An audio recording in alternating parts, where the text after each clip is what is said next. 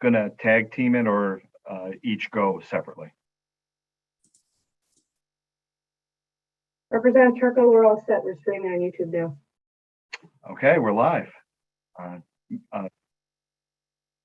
Chairman Elliott, did you want to say some opening words? No, I'm happy to pass this off to. I think this is an incredibly important topic, especially since the cost of college is going up year over year and wages are stagnating. So go right for it, Turco.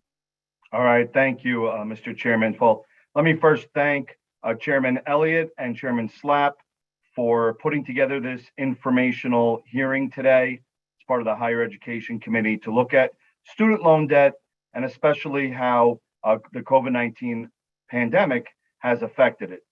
This committee has been working the last several years, at least since I've been a member of it, to combat student loan debt, knowing that it's been a big problem for our state even before the start of the pandemic. Connecticut is one of the top 3 states in the entire nation for the average student loan debt per resident. Something that we are not proud of being one of the top states. And this committee's been working to actively reduce that. The creation of debt-free community college program is a big help towards that. We created a tax credit for businesses that help pay off their employees' student loan debt. And also we've been strongly supporting our public institutions of higher education. But we believe that we have a lot more work to do. We're also very concerned as a committee on how the pandemic has affected student loan debt. We know there's been some federal relief programs, some moratorium on payments, some direct money given to students, but there's also been some difficult economic times that may have resulted in individuals having to take more debt than they did previously before the pandemic. We have a great group today of diverse panel representing our higher education institutions, both public and private. We have nonprofits, we have government agencies, our nonpartisan legislative offices, and all of them provide a level of expertise that will be helpful in our discussion so that we can learn what this committee can do this legislative session and beyond to continue to combat this very serious problem and make higher education more affordable for everyone. We do have a hard stop today at 4 p.m., so we're going to have to keep to a fairly strict schedule. We can continue these conversations offline. We'll have 3 different panels that will speak, and what we'll do is after each panel, we'll open it up for questions from legislators that are here today.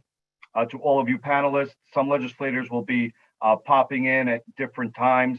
May not have caught what you previously mentioned, and you may have to repeat some of it, so apologize for that, but I know everyone's busy with different Zoom meetings.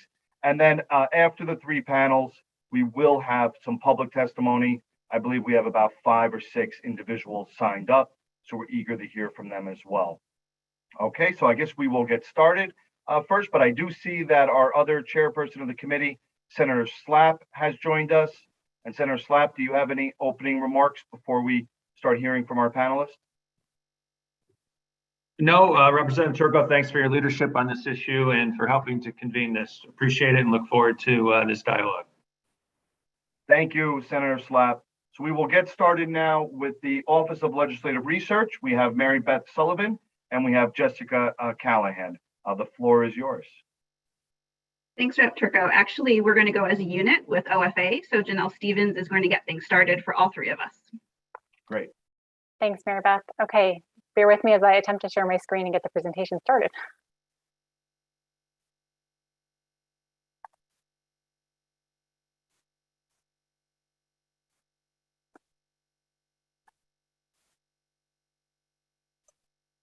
Okay, does that look good to everybody?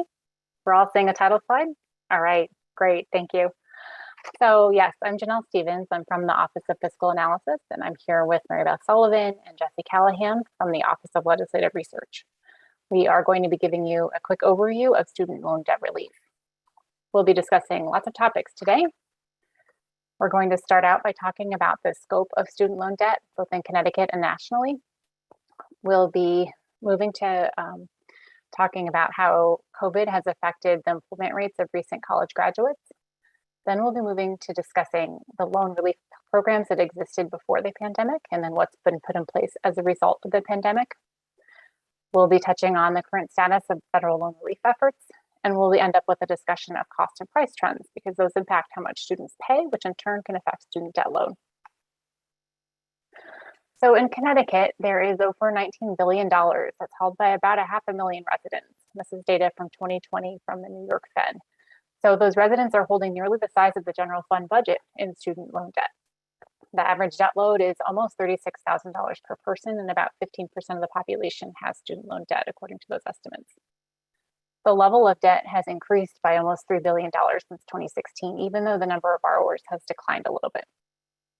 When we're looking just at the loan debt of undergraduates who finish college, among the class of 2020, the average loan debt in Connecticut was almost $36,000, and that's the 5th highest among the states. Nationally, there is about $1.75 trillion in student loan debt. COVID-19 was an additional hurdle for students graduating in 2020 and entering the job market, as many struggle to secure full-time employment.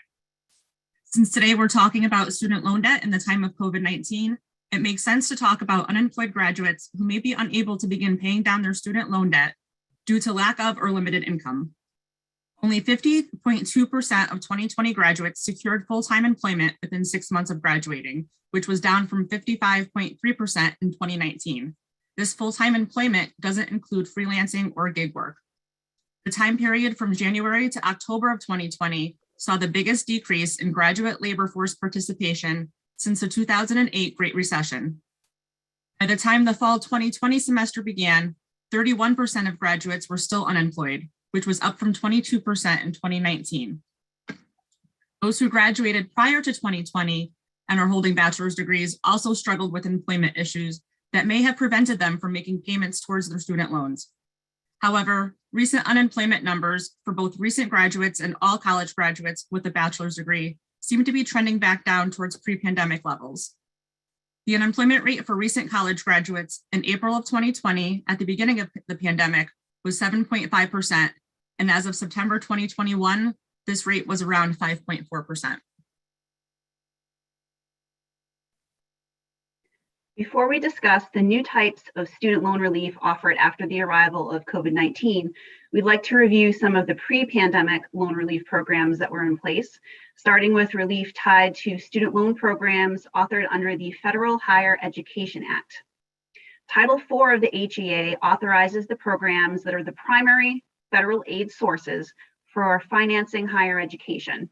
This includes direct loans, both subsidized and unsubsidized, Federal Family Education Loans, or FFEL, a program that the government terminated in 2010, but borrowers are still paying on, and also Perkins Loans, a program that was terminated in 2017. The HEA offers deferment and forbearance as 2 temporary loan relief options.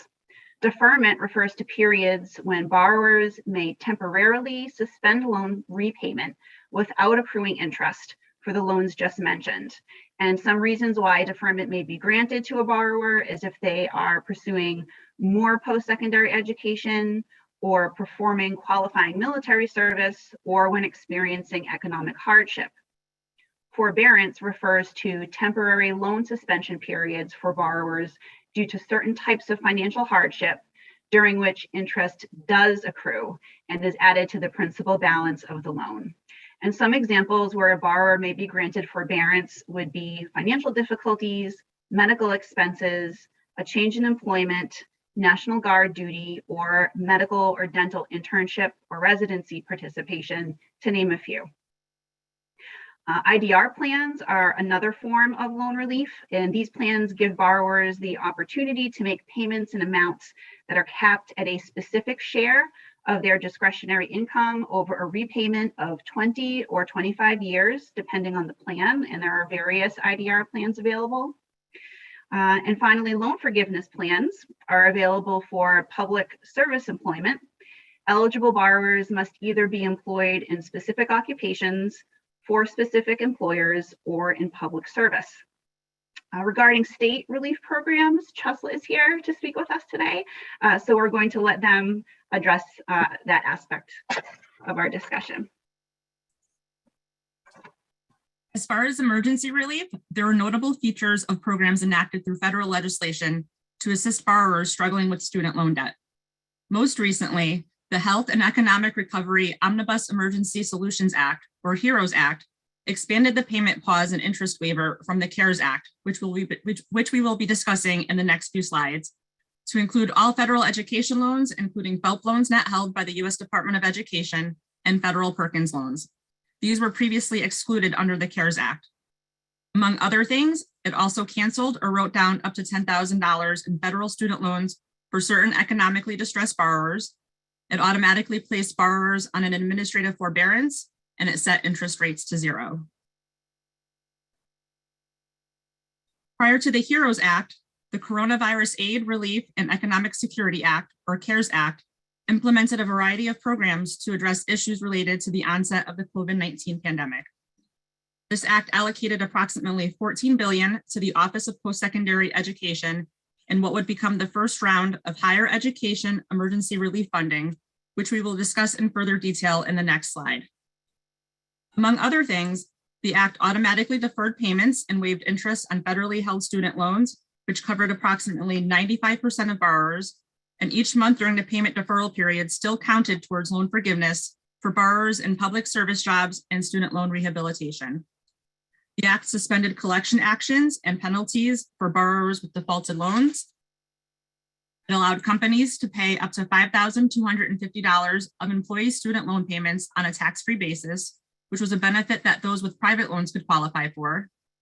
It waived the consecutive service requirement for the teacher loan forgiveness program.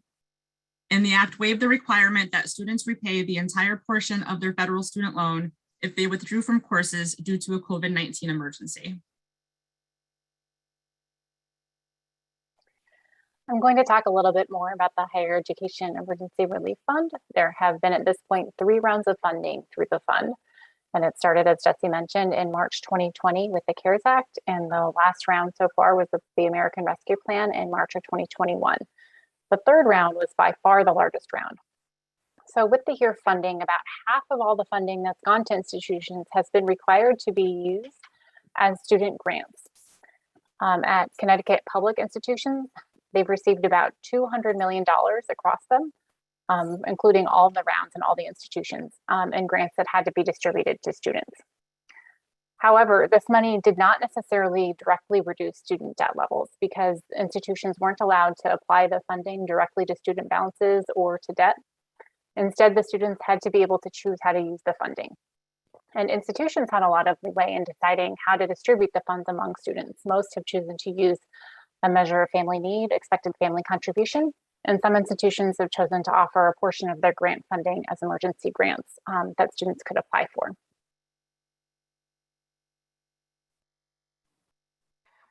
Current and prior administrations have extended the federal loan repayment pause originally authorized under the CARES Act a total of 4 times.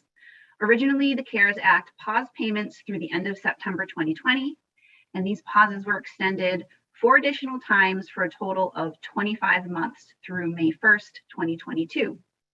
Altogether, the repayment freeze has benefited Public Service Loan Forgiveness Program and IDR participants by allowing them to accrue 25 months towards forgiveness without actually making any payments. We're going to wrap up our discussion here with talking about different ways of looking at costs and prices in higher ed. And these matter for student debt because obviously higher prices could be associated with higher student loan burdens. There are lots of different ways of looking at higher education prices and costs. And we're going to talk today about the list prices or sticker prices, net prices, and higher education inflation. Starting to look at list prices, these are the prices that often make the headlines, right? When the governing boards raise tuition and fees or they decide to keep them flat, it usually makes the headlines. And it's usually the price that first comes to mind when people say, how much is college going to cost? So that includes tuition, fees, room, and board. This slide shows the constituent unit in-state tuition fees over the last several years. And you can see that, yes, they have been increasing, but the level at which they began and the level of increases, the rate of increases, has really varied among the different units. You can see UConn started at a higher point and has had steeper increases. The CSUs were about in the middle and had moderate level increases, and the community colleges were the cheapest and have had mild increases comparatively. And over the last few years, you can see that UConn's rate of increase has moderated a little bit, and that's because they had a tuition increase plan over prior years that had been having increases between 6 and 7% annually. And their recent plan calls for about 4% increases in tuition annually. At the CSUs, they have frozen tuition from last year, so there were maybe adjustments in fees, but they were limited. And the community colleges have had tuition frozen for the last few years. Another way of looking at costs and prices in higher ed are the net prices, and this is supposed to reflect the actual cost to students of attending school. And so that's supposed to be the amount that the student will actually have to pay, either with money or through student loans. And the basis for starting out looking at with net prices is a little bit different. It's not necessarily the tuition fees, but you're also including typically the housing and food and supply costs that won't be reflected in the sticker prices. And those costs are usually included even when you're looking at the net prices for community college students. So it includes just generally costs of living and also the cost specifically of attending classes. But then you take out grants and scholarships because that's basically free aid for students. And then you are left with the net price. The federal government publishes data on net prices, and it's supposed to be provided as an average for first-time, full-time undergraduate in-state students. So here you can see the average net prices for students at the lowest income bracket. So students with a family income from about $0 to $30,000 and who receive federal financial aid. And here you can see that the net price changes don't look quite like the regular sticker list price changes, right? That Gateway, as a representative of community colleges, the largest enrollment, that it's had a bigger change in net price than UConn stores even. And Central actually had a decline. So net price is influenced by different factors. It's not just the sticker list prices, it's also inflation, and it's also the level of grant aid from the institution as well as from the federal and state governments. The last aspect of looking at costs and prices that we'll talk about is cost inflation. So the cost that institutions have to bear just as a matter of providing higher education could be one driver of prices. It's not necessarily a one-to-one relationship that increases in costs are reflected in prices, but there is an index of higher ed inflation called HEPI, and that's put out by the Common Fund Institute.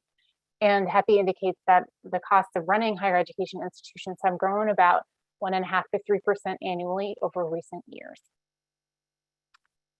And that's all we have for you today. Thank you for your attention, and we'll be happy to take questions in a little bit. That was an excellent presentation. And thank you so much to our nonpartisan offices of legislative research and fiscal analysis for doing that. Please stick around because we are going to go to our next speaker and then come back to this group for questions from legislators. So our next speaker is Sandy Baum, a non-resident senior fellow from the Center for Education, Data and Policy of the Urban Institute. Sandy, the floor is yours. Thank you. Hi, thanks. Thank you. I'm going to try to share my screen as well. Let's see if this works. I don't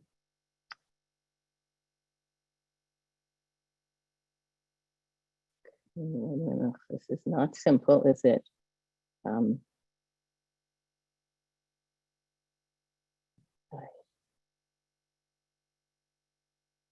Why does it not just work? Okay. Try again, share screen.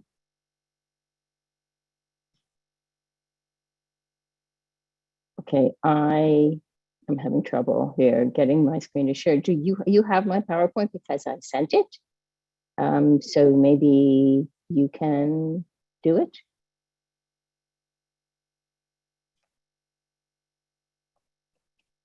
I don't know, it's asking me for all kinds of privacy things. I'm sorry.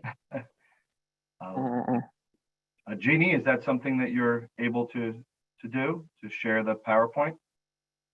Okay, otherwise I'll just talk it through, but It's online.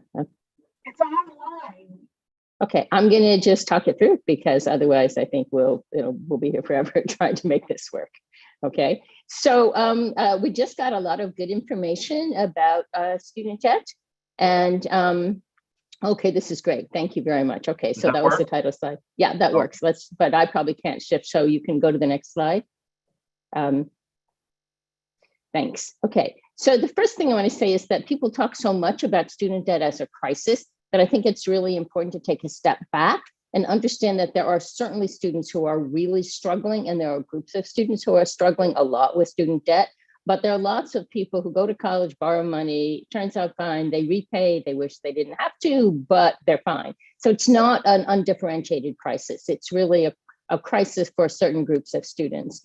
That said, repaying your loans is incredibly confusing. People don't know how to access repayment plans. They don't know what they're supposed to do. And loan servicers that the federal government hires to help students are not very helpful. Much of the time, they just really give bad advice, and they're very confusing. So there's a lot that needs to be done to improve the system, but it's not necessarily stopping students from borrowing. So the next slide will show you, we talked just before about how much student debt there is, and much of the focus these days is on how much student debt is outstanding. And $1.6 trillion of loans out there, and how much that's grown, and it has dramatically grown over time. This shows since 2003-04, from the New York Fed, how much student debt is outstanding, and you see really rapid growth. But then you see it leveling off since 2016. And so student debt, you always hear how student debt is the most common form of household debt outside of mortgages. And student debt did rise dramatically as a share of all household debt from 2003 to 2015, but then it's pretty much leveled off. So that's important to understand. We don't have all the results of the pandemic yet, but that it's not just an endlessly accelerating situation. It does seem to have leveled off. And the next slide shows that what has happened for individual students, because that's really what matters more. I mean, as more people go to college, and particularly as more low-income students go to college, you're going to have more student debt outstanding. But what we're really worried about is individual students and how much debt they have and whether they'll be able to repay it. And this is a graph from the College Board's Trends in Student Aid report. And it shows you for undergraduate students, on average per student, how much grant aid they get and how much they borrow from the federal government. That top blue line shows you what's been happening to grant aid per student, and you see it rising pretty rapidly to about $10,000 per student now.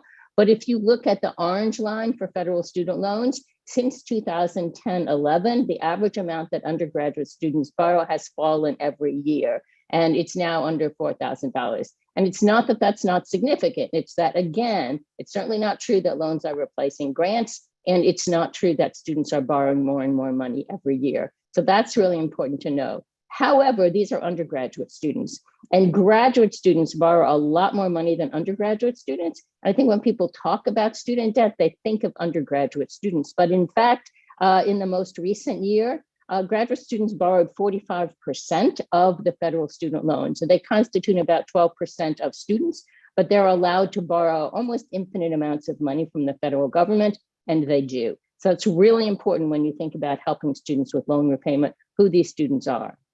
As the next slide shows, it's also true, this is just again showing some of the, not elimination of the problem, but moderation. This is average total debt for public four-year college graduates. So students who get a bachelor's degree from a public four-year college, how much debt do they end up with? Because that's not necessarily the same as average annual borrowing. So average annual borrowing can decline without the total amount of debt decreasing. And that's because it's first of all going to take a lot longer to catch up, but also because some students borrow 1 year, but not all years. Students may be taking a longer time to graduate. And if you go for 5 years, you're going to borrow a lot more than if you go for 4 years. And time to degree is not on a good path. That's one real good way to help students borrow less, is to get them out within 4 years. But again, those orange bars show you the average debt per graduate.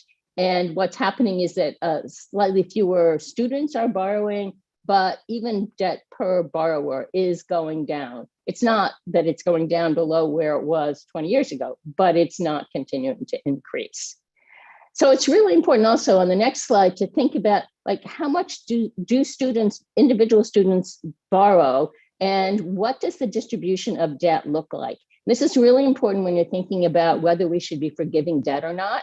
So this graph, it looks a little complicated, but the orange bars show you the distribution of borrowers. So they show you at the top that 16% of borrowers with outstanding debt owe less than $5,000, and another 17% owe between $5,000 and $10,000. So fully a third of borrowers owe less than $10,000. Down at the bottom, you can see that only 2% owe $200,000 or more, and another 5% owe between $100,000 and $200,000. So most of the borrowers don't owe that much. However, the blue bars show you the distribution of the debt. So next to those long orange bars at the top that show you where on the first two bars, a third of the borrowers are, that third of borrowers hold only 4% of the outstanding debt because they have small amounts of debt. But if you look down at the bottom where the long blue bars are, that shows you that those few borrowers owe a huge share of the debt. So 7% of borrowers who owe $100,000 or more hold 37% of the debt. So when you're thinking about all the $1.5 trillion of debt, you have to realize that it's actually a very small share of the borrowers who owe a lot of that money. And most of the borrowers, and actually the borrowers who are struggling most, tend to be those who borrowed a few $1,000s because they borrowed a few $1,000s, they went to college, it didn't work out. And now maybe they have a minimum wage job. If you went to medical school and you're a doctor, you can manage $100,000 in debt. But if you went to college for 6 months or a year and you don't have a credential, you're going to struggle with $5,000 of debt. So I think this distribution is pretty important. And then on the next slide, this is about debt in Connecticut, but we just got a lot of I'm sure, better information about debt in Connecticut. But again, a significant share owe less than $5,000, and 2% owe more than $200,000. And one thing you have to remember in Connecticut is that you've got a lot of private college graduates and a lot of people who went to graduate school. And so a good share of the debt in Connecticut comes from, no matter what you do with your public colleges, you're still going to have people borrowing a lot. But again, thinking about who would on the next slide, who would benefit most from broad debt forgiveness. So who holds this debt? So I showed before that actually debt is concentrated, the dollars of debt are concentrated among the few people who borrowed a lot. But this graph shows you based on household income. So the bottom bar shows you the share of outstanding debt held in each fifth of the population of households. So 26% of the outstanding debt is held by households that are in the top 20%. And more than half of the outstanding debt is held by households in the top 40% of the income distribution. Households at the bottom of the income distribution don't hold much student debt. And that may sound weird, like why do the rich people have the debt? But the reason is because they went to college for a long time. They have at least a bachelor's degree, or they have a graduate degree, and that's how they happen to have high earnings. And that's also how they ended up borrowing a lot of money. So the people who are really low income, you certainly can find borrowers who have debt and they have low incomes, but many people at the bottom of the income distribution didn't go to college, and they certainly didn't go to college and earn a bachelor's degree. So that's why if you're looking at who holds student debt, it is disproportionately people at the upper end of the income distribution. And the top bar there shows the distribution of monthly payments. Monthly payments are even more concentrated at the upper end of the distribution. So this pause that we heard about during COVID on loan payments is actually, it was the only thing they could do because as we saw with the unemployment rate, a lot of people really couldn't manage their loan payments. But it really helps people who are higher in the income distribution more because they're the people who borrowed a lot of money and they're the people who have big loan payments by and large. So it's a small gift to somebody who has a small loan and they're grateful for it, but it's a big gift to somebody who has a big loan. COVID policies, we already heard about, so we don't need to talk about that because although I would say it really is important to know that the Biden administration has done things like really, let's forgive the debt of people who are the victims of fraud and abuse. And let's make sure that people for whom public service loan forgiveness has not worked as promised will have their debts forgiven. So they are doing a lot. to help borrowers, but they do not look to be forgiving student debt broadly. That really hasn't happened. I don't think it will.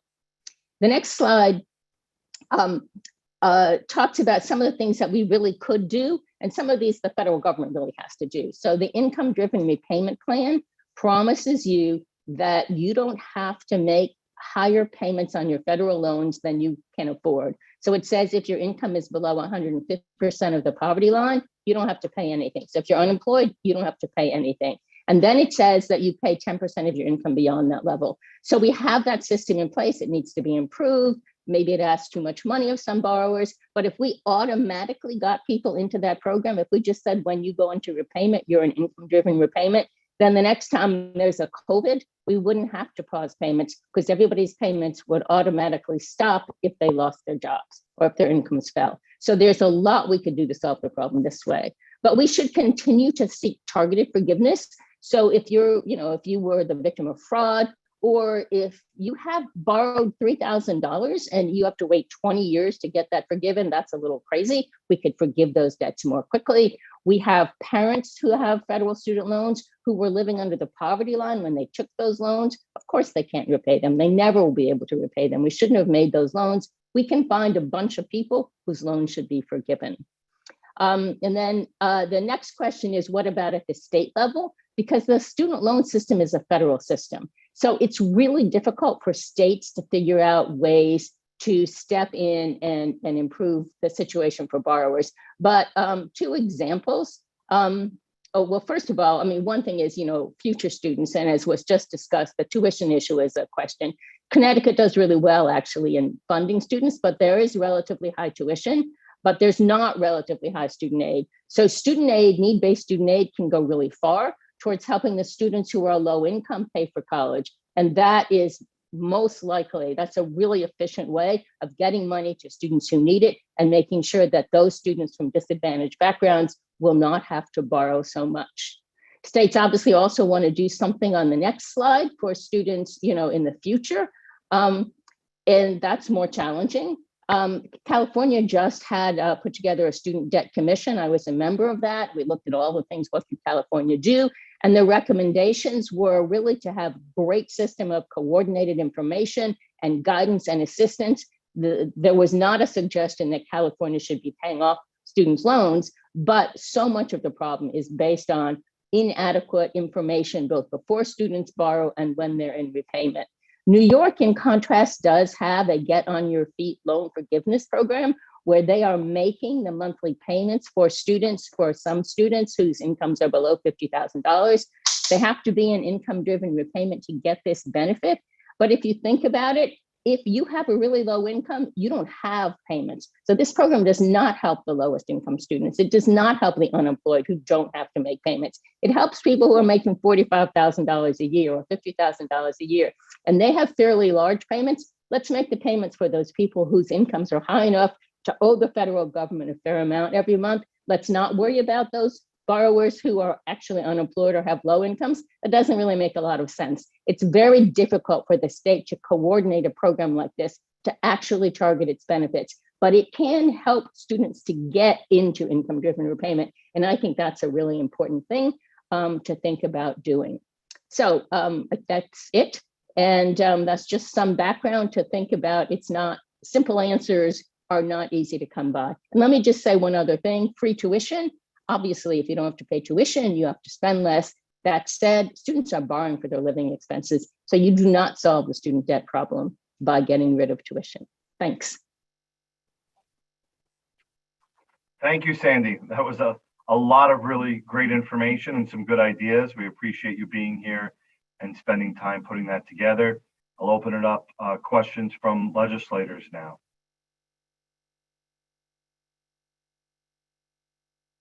Representative Farrar. Thanks, Representative Turco, and thank you, all of you, for sharing all of that information. It was excellent to kind of see the Connecticut and national perspectives put together. I actually have a question about digging a little bit deeper into the data. I know that when you kind of look at the collective debt of students, that 2/3 of that collective debt is held by women. And because of the pay gaps that so many of us face, it takes women longer to pay back that debt. So I just wanted to kind of understand, is there any Connecticut data that we have access to that can get at the debt load for women in particular in our state? And same, Sandy, kind of some of the slides you shared, how you can kind of highlight that particular demographic.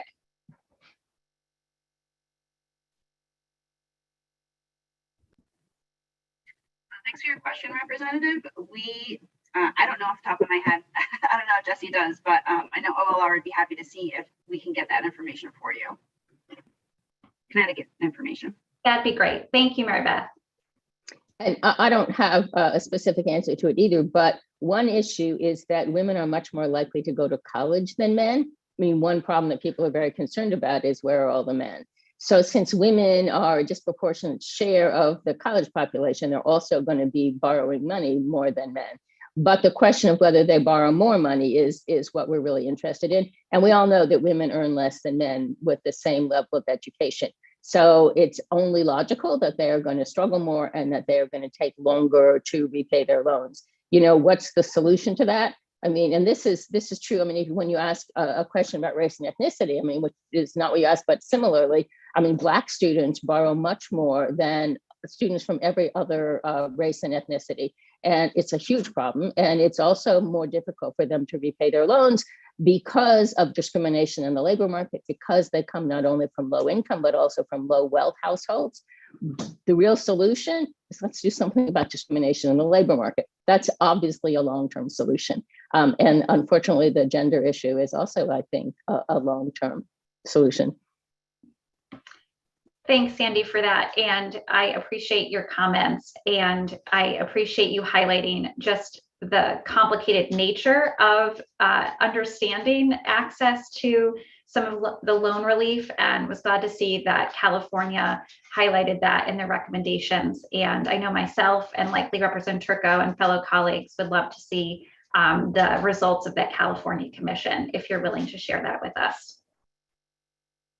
Thanks, Representative. It's on their website and it's public, great. but I'm happy to send a link to it. Oh, that'd be wonderful. Thanks, Sandy. Thanks, Representative Turco. Thank you, Representative. Do we have any other questions from legislators?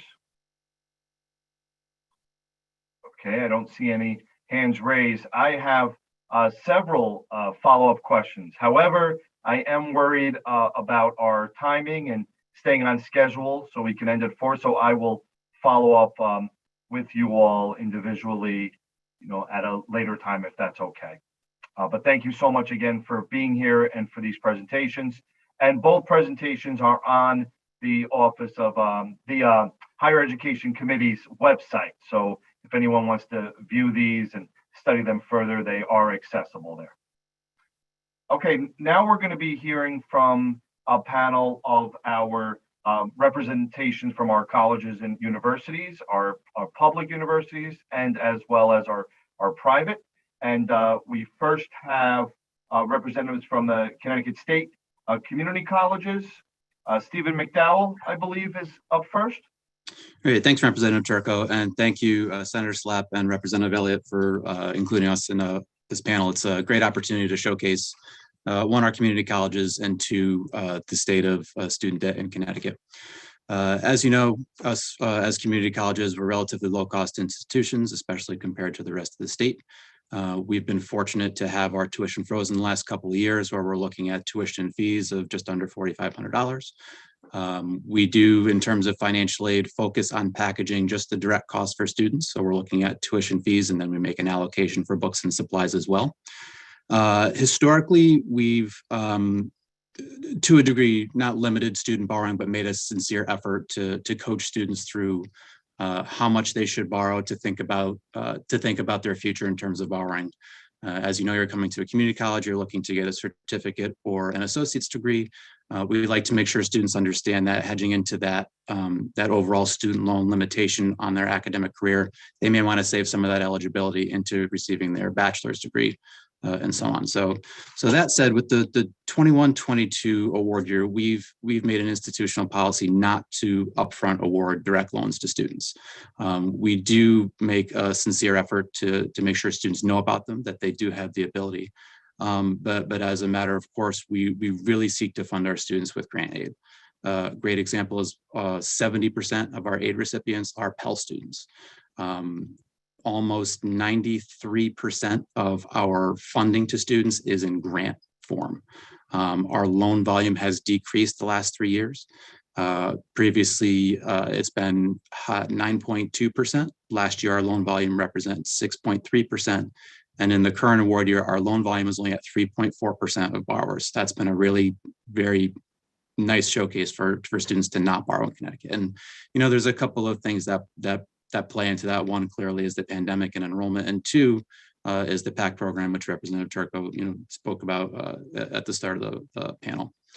When we look at who our borrowers are, we see that they're mostly independent students. They're not Pell eligible. They have no previous bachelor's degree. The dependency status of our borrowers has had a shift the last 3 award years. 3 years ago, about 50% were dependent, 50% were independent. Last year, 42% were dependent, and then this year, 35% are dependent. And again, we're hedging back to PACT being a primary indicator of students borrowing less. We do have those students who would have borrowed. They're now able to get free tuition and fees through the PACT program that's funded by the state. When we look at income quintiles, we can see that our borrowers, and Dr. Baum alluded to this before, our income quintiles, the top two, approximately 50% of our borrowers fall into that lower income quintile. So you're looking at, those who have family income of about $70,000 or less. So, if we're funding their tuition fees and books, they're taking out loan money to fund those indirect costs, their housing, food, transportation, other miscellaneous expenses too. When you look at the amount of debt that our students leave with, we're looking at approximately 5% among all of our community college borrowers, and that results in monthly payments. You're looking at $50 to $100 a month. May seem like a nominal amount, but that's not the same case for everybody, clearly. We've also had positive impacts related to HERF and ARPA funding. We've distributed almost $94 million in direct cash payments to students. That's given them the ability to do things like pay off their bills. If they want to chip into their student loan debt, they can do that. It's been a tremendous asset from the federal side to be able to assist our students that way. We've made also a shift for this current award year to not have our students who have previous bachelor's degrees leave with more student debt. We do have a percentage of students that come to us for job retraining. They're seeking to get into a different career. When it comes to grant funding, their real only option is institutional aid. They're not eligible for a Pell Grant. They're not eligible for the Roberta Willis program. They're not eligible for PACT. So as long as they have need, we'd like to fund them with institutional grant money. So, in theory, you could have a student who has a 0 EFC who would normally, if they were a full-time student, get almost $6,500 from the Pell Fund. They get 0.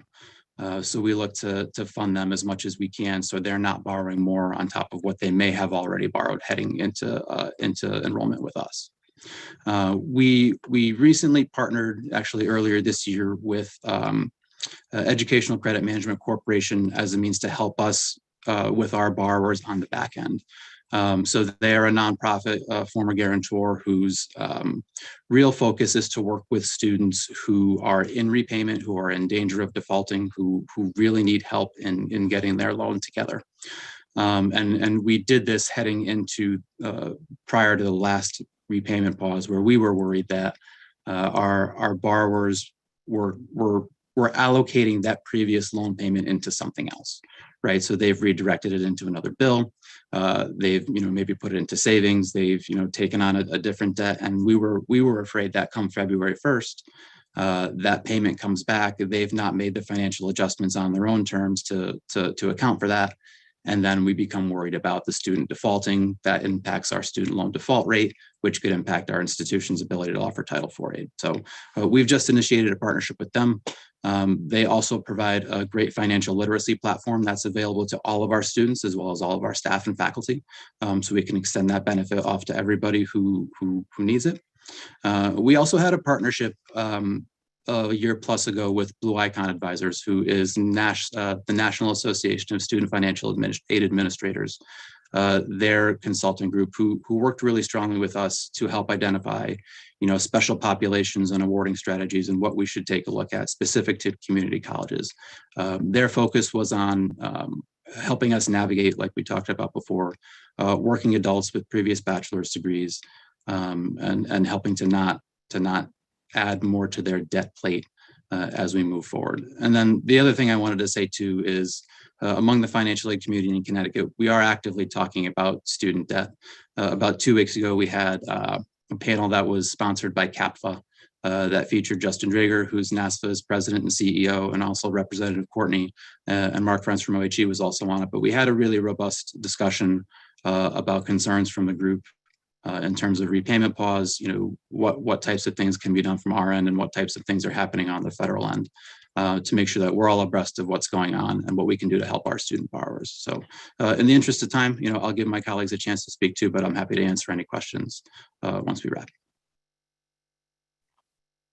Thank you, Mr. McDowell, and we'll go to the other speakers and then come back to the panel for questions from legislators. We have Nathan First from the University of Connecticut. Thank you, Representative Turco and Senator Slapp. You should be able to see, I think, a slide on the screen. Can you just confirm that that's up there? Can you see that? Yes, I believe we can. Excellent, very good. So I have a few slides here, and I'm not going to go too deep in through all of them necessarily, but it's always good to come together and have these important conversations about indebtedness for our students in particular in the state of Connecticut. But it's also great when you get to do it with somebody like Sandy Baum, who is actually, a renowned leader in this realm. And so it's great to hear from her. I know she's no longer on, but we try to mirror a lot of our analyses at the University of Connecticut, as we said, our policies for financial aid. Around some of that evidence and benchmark ourselves against state levels and national levels. And the starting point for us is to think specifically about indebtedness of our graduates in relation to graduates from across the country. And so you can see the chart on the left there illustrates the indebtedness of UConn graduates and showing it far below, of course, the national average. Well below the state average as well. We keep our eye on that. And then just like the national trend has plateaued in recent years, so has ours, and even come down a bit more. The other thing that we take a look at is repayment and at what success are our students being able to keep up with the payments associated with that debt, which speaks to outcomes. And I'll get to that a little bit more at the end. Of course, we're always working with a finite pool of resources. That include institutional financial aid and also include the state Roberta B. Willis Scholarship Program. And we're incredibly grateful to the state for the support that they provide, not just to the university directly, but through that scholarship program. But I think if we're going to get deliberate, that's got to be a part of the conversation in terms of where we go with a statewide scholarship program like Roberta B. Willis going forward. The other speakers spoke to the federal aid as well, the emergency aid. And of course, here in the line with federal, you can see included the Pell aid as well as SCOG awards. And the other line for the University of Connecticut includes foundation funding and other sources for scholarships. You can see, though, that over the course of the pandemic from FY20, fiscal year 20 through now, we've actually increased our institutional financial aid for our students by a percentage of 20%, which is significant. And so we're trying to be very aggressive, especially during these times of COVID, to invest even more heavily in financial aid for our students over and above what the federal government has put in for emergency grants for students during this time.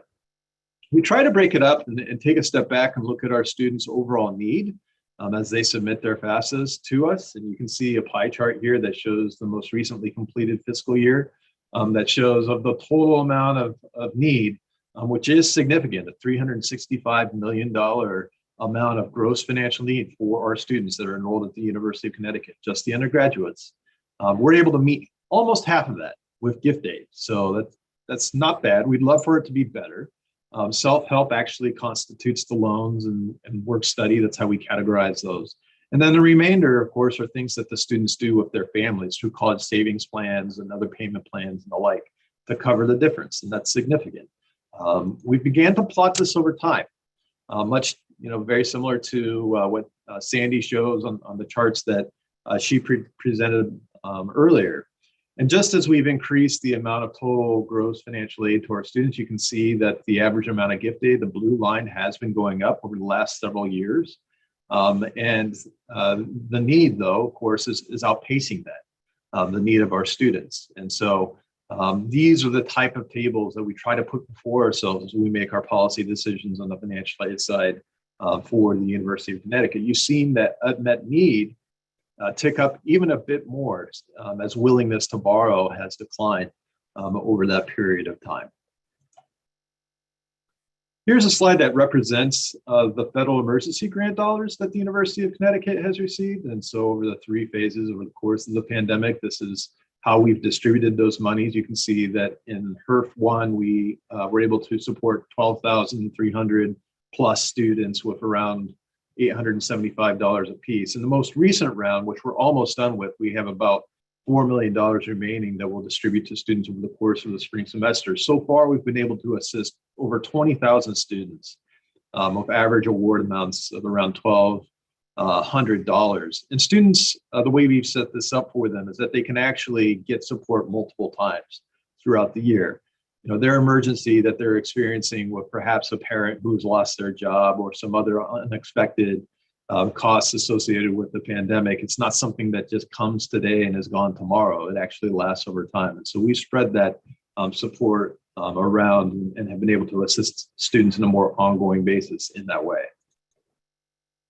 In terms of outcomes, UConn bucks the trend here just a little bit. And I'll wrap up Representative Turco here in just a second. But you can see our placement or our positive outcomes at 90%. And that we think is important, of course, and the capacity to be able to repay those loans. The outcomes for our students are very important. Their retention, their graduation. The most costly degree for a student, or most costly loan, is one where they take out a loan and they don't get the degree. So there's other information there, and you all can review on your own time. Happy to be here and happy to stay on and answer any of the questions that folks have at the end. Thank you so much, Mr. First, for that presentation. And now we will go to Julie Savino from Sacred Heart University, which holds a special place in my heart as my alma mater. Julie? Okay. Thank you, Representative Turco, Senator Slapp, and Representative Elliott for inviting us to participate in this presentation today. I'm Julie Savino, and I'm Director of Financial Assistance at Sacred Heart University. There's been much said here about the student loan debt. So I'm not going to go into a lot of statistics or details or information. I do have some remarks, though, regarding what we've been seeing on our level here. I'm going to remark basically in 3 areas for those students who have been affected by subsets: those who have graduated, students that are currently enrolled, and those who are really seeking to matriculate with us right now. Our graduates right now, the deferments on the loans have been really helpful. We don't expect to see any of the rates, default rates, to rise significantly since the labor market is tight. Default rates for private, nonprofit college graduates are typically the lowest in the nation, and they've continued to be during the pandemic. We did find a little bit of a hiccup with some of our students that prior to the HERO Act, Perkins loans were not deferred. Some students have been confused and resulted in some unintended defaults, causing difficulties for some of them to actually re-enroll in graduate programs. There are a number of proposals on the table that we've already heard today at the federal level that will potentially help borrowers. We're doing what best we can to educate our students as they potentially prepare for May 1st as we receive that information, which we know has been kind of back and forth, and making sure that we get our students into the proper repayment. However, for those of us on the front lines, we have to admit that the entire concept of pausing the federal student loans, both the principal and the interest, seem to be resulting in some students' short-sighted view of responsibility and repayment of their debt. And I think we're starting to feel a little bit of a concern for that, particularly as that extends into those students who are currently enrolled. certainly our low-income students, and so this is where I'll talk a little bit about our currently enrolled students. Our low-income students and their families have obviously been disproportionately impacted, but really families at all levels have been impacted, given that parents have needed to stop working, small business closures, et cetera, have affected kind of in an area of like peaks and valleys of family income and assets. So accordingly, what we've seen over the last several years during COVID has been this incredibly large increase in financial aid appeals and reevaluations, professional judgments that all of us on the financial aid front are really dealing with our families. We've really been fortunate that these HERFA funds through CARES, through the SRSA, and now through the ARP have been exceptionally helpful. Institutions, we've done as much as we possibly can for these students right now. And with the help of these funds, I think with the hardships that families are experiencing, many of our students' debt has remained level. So we haven't seen any incredible peaks right now for those students. But I am concerned when there is going to be the absence of that money, a concern for families for funding availability as to how they will continue to recover. We're still in recovery mode. I know we're awaiting some additional Willis ARP funds from the Office of Higher Education, and we're expecting a presentation next Wednesday, February 2nd, which I think will be helpful for all of our institutions as we continue to deal with these families and these students that are quite concerned about their current situation. The entire concept, again, of pausing the loans, as I said, for the students seems to create this short-sighted view of responsibility of debt. But even further, I think the in-school students seem less likely to evaluate right now their accumulation of debt and the impact that that may have on their future, given some of what's currently happening in the student loan front.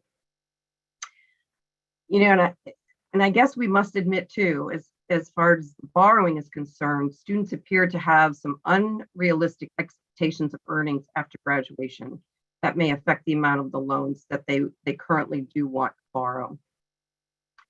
What we've been seeing with our current students has been too some complications where we have seen increases in loans is when students have been delayed in their studies.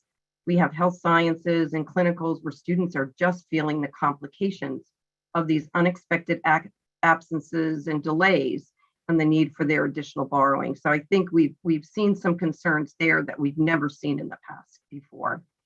And they're obviously directly related to COVID. There's a need for constant education. My colleagues have already said that. They've described it quite well regarding the level of borrowing and the obligations that people are making. But one of the things that we have to concentrate on is not necessarily always the students' parents who are overly involved in the decision-making process. And oftentimes our students are perhaps maybe not as prepared as they should be as well. The matriculating students going forward, particularly going into this next period of time, I think this is really where we have a cause to be concerned.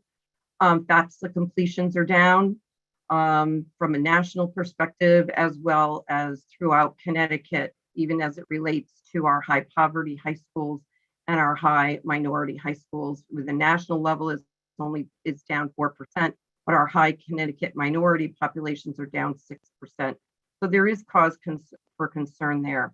Enrollments at the CCIC institutions, not necessarily Sacred Heart, that enroll a high percentage of Pell Grant recipients are not recovering as quickly as they could. Similar to the community colleges and the CSUs, kind of how we've already seen that described to us today. And I think further, we're complicated by getting this information out to our students because our admissions counselors are having a really, really hard time of reaching the neediest students because of visits to high school students are being limited given Omicron right now. And information sharing and bridge programs that we would have loved to have had for our students are not providing the support, or they're extremely limited at this point. So for right now, as we're seeing, I guess our concern here for acceptances for the class of 2026, we're finding requests right now for reviews of financial aid and As families are starting to make their decisions, these effects of Omicron have been affecting family incomes again and disrupting small businesses and assets.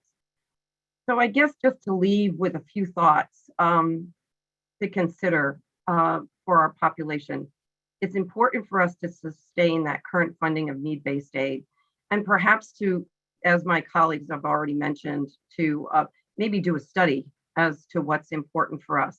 The TICAS reports recently have associated the student debt recommends that a solution is to addressing high debt is through grant assistance. And that's already been displayed quite nicely through some of the other previous slides. You know, when we look at outcomes regarding debt, we need to look at outcomes at institutions and default rates, not just cost and debt levels.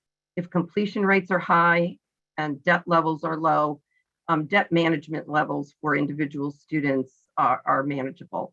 And I think Sandy Baum did a beautiful job, as she usually does, in describing the income related to the graduation rates and others. To support our Connecticut low-income students, we need to make those state aid programs more transparent and more predictable. That's going to be the only way we can try to keep our student debt low.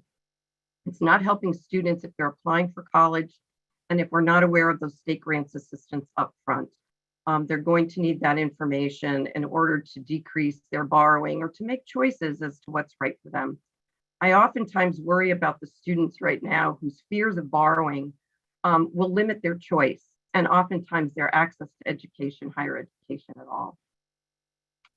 So, and I know I'm probably running over Representative Turco on my time here, but institutions, you know, one of the concerns, and I'm sure my colleagues share this with me, institutions do not know how much our Roberta Willis funding will be for students to get until the fall. This is well past when students need to make decisions as to where they need to enroll. So the lack of that need-based funding grant forces some students to either attend their second or third choices, oftentimes outside of Connecticut, or often don't enroll at all. And I think that's where our biggest concerns are, so that whatever we can do to try to help student debt low, to support current student funding, and we're so appreciative of the funding we already receive for our students, will help to make students better informed decisions and to keep those debt levels where they are at the level that they are today. Thank you again for the opportunity to speak on this so very important subject that Steve said has been on all of our plates for the last couple of years. Thank you very much, Ms. Savino, for all of that really good information. Do we have some questions from legislators?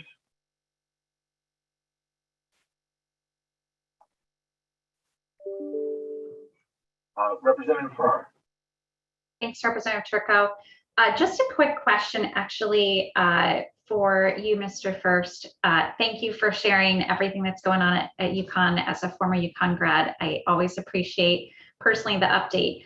I actually was interested, you had noted specifically a little bit about your process for distributing the federal aid for students that was available. And I just wanted to hear from you how much longer you anticipate that aid being available to students, and are there other ways that the university is looking at providing that type of emergency support beyond that? Thank you for the question, Representative. Yeah, actually, we've done this kind of a support for students even before the pandemic. We would make emergency funds available for students. We basically planned for it. But of course, on the scale of what we're talking about now, it wouldn't have been something that we ever would have been able to do on our own. With just $4 million left of federal money, it's not going to take long for those monies to be fully exhausted. But we will have some institutional funds, as we often do, for students facing special circumstances, unforeseen circumstances. And they can always go to our financial aid office and ask for help. And just as Julie was talking about with you know, a request to review need levels and the like, we do that as well. And I'm sure that happens across all institutions. And so we're ready to employ that. But we've been very, very lucky to have the funds available to help students in their time of need. And do you have any sense of how many students you've been able to assist with that aid because of the federal dollars? Yeah, actually, this most recent round, we've been able to assist more than 20,000 students at the university, of the 31,000 students across all career levels. Most of those being, of course, undergraduate students, but there are students in higher level programs as well. Thanks for that. I was just trying to understand a little bit more about those federal dollars. And again, it's great to hear. And I know that other institutions as well have those emergency support programs. So very glad to hear those will continue. Thanks, Representative Turco. Thank you, Representative. I don't see any other hands up at the moment. So I'll ask a couple questions because I think we're doing fairly good on time. So you all sort of touched on it a little bit in regards to financial literacy of the borrowers, the students that have to take out loans. I think maybe Mr. McDowell mentioned something about a financial literacy platform. Wanted to learn a little bit more about that, but also what is done to educate students on the responsibilities they will have after taking out these loans when they graduate, or if they drop out and don't finish school, which we've heard from Sandy Baum. There's a group that happens to, and then they're strapped with loans with no degree and maybe a minimum wage job. But then there's also the individual that, gets their degree, maybe in something like social work, which we desperately need a lot more of here in Connecticut. Maybe goes into, public health, human services work for nonprofits who desperately need more assistance. And it's a low-paying job especially to start out with, but then they may have $20,000, $30,000+ worth of student loans and difficult payments. So what kind of education is provided so they understand the amount they're taking out, what their repayment options will be, and what it will look like when they graduate to start repaying that? So whoever wants to start, and maybe you all have something to say about that. I mean, I can jump in. We require entrance counseling and exit counseling for students when they take out loans. We also require all of our new undergraduate students to go through orientation, which includes a session called Money Matters that educates all students, regardless of whether or not they're aid applicants or not, at the time that they come to the university. And then we've put on our financial aid website, and I can get folks the link if they like it, a number of resources that are self-paced that they can utilize called Money Matters. There's also another one that we have at the university called iGrad. And all of those things are made available to students for free at any point in time, just at a point and click. For the colleges, a lot like Nathan just described, it's a lot of self-paced financial literacy available to students. And like I said, it extends into availability for faculty and staff as well. We are required to do entrance and exit counseling for federal loan borrowers to educate them on their responsibilities into taking a loan and also their responsibilities when they're leaving the institution, which would be when they graduate, withdraw, or fall below half-time status. Some other things to think about too. We've had discussions about incorporating a financial literacy component into our first year seminar courses too. So we hit all students regardless of whether they're financial aid students or not, because we're talking about, basic financial literacy skills. This could be just as simple as balancing a checkbook or understanding, your income relative to your expenses. I mean, we have to think that, we have a very low income population at our colleges. So we're, everybody's ability to pay, everybody's economic profile is different, and it's not where everybody's carrying around an iPhone, and everybody, there's a technology divide that we need to worry about too. That's a real thing. So getting these students as many resources as we can while they're at school is going to be incredibly important moving forward. Thank you. I just might want to add a couple of things to that. Yes, we all do exit and entrance counseling. Here at the university, we offer students disclosures. We have one-on-one, opportunities to discuss with students. We'll use on our platform. We're actually requiring we use the college financing sheet. We use the college financing sheet, and I think we all do because it's a requirement here in Connecticut. And I think students have a very good idea of what their burden of debt is compared to grant assistance and others. And what happens at each one of the institutions. We also, within our websites, we have embedded in there the site through CHESLA, Connecticut Dollars and Cents, which I think is an excellent website for financial, responsibility for students, amongst others. And then, like Steve said, within our classrooms, within different presentations throughout campus, I mean, we try to do them. We've started to do a lot more Zoom meetings with students.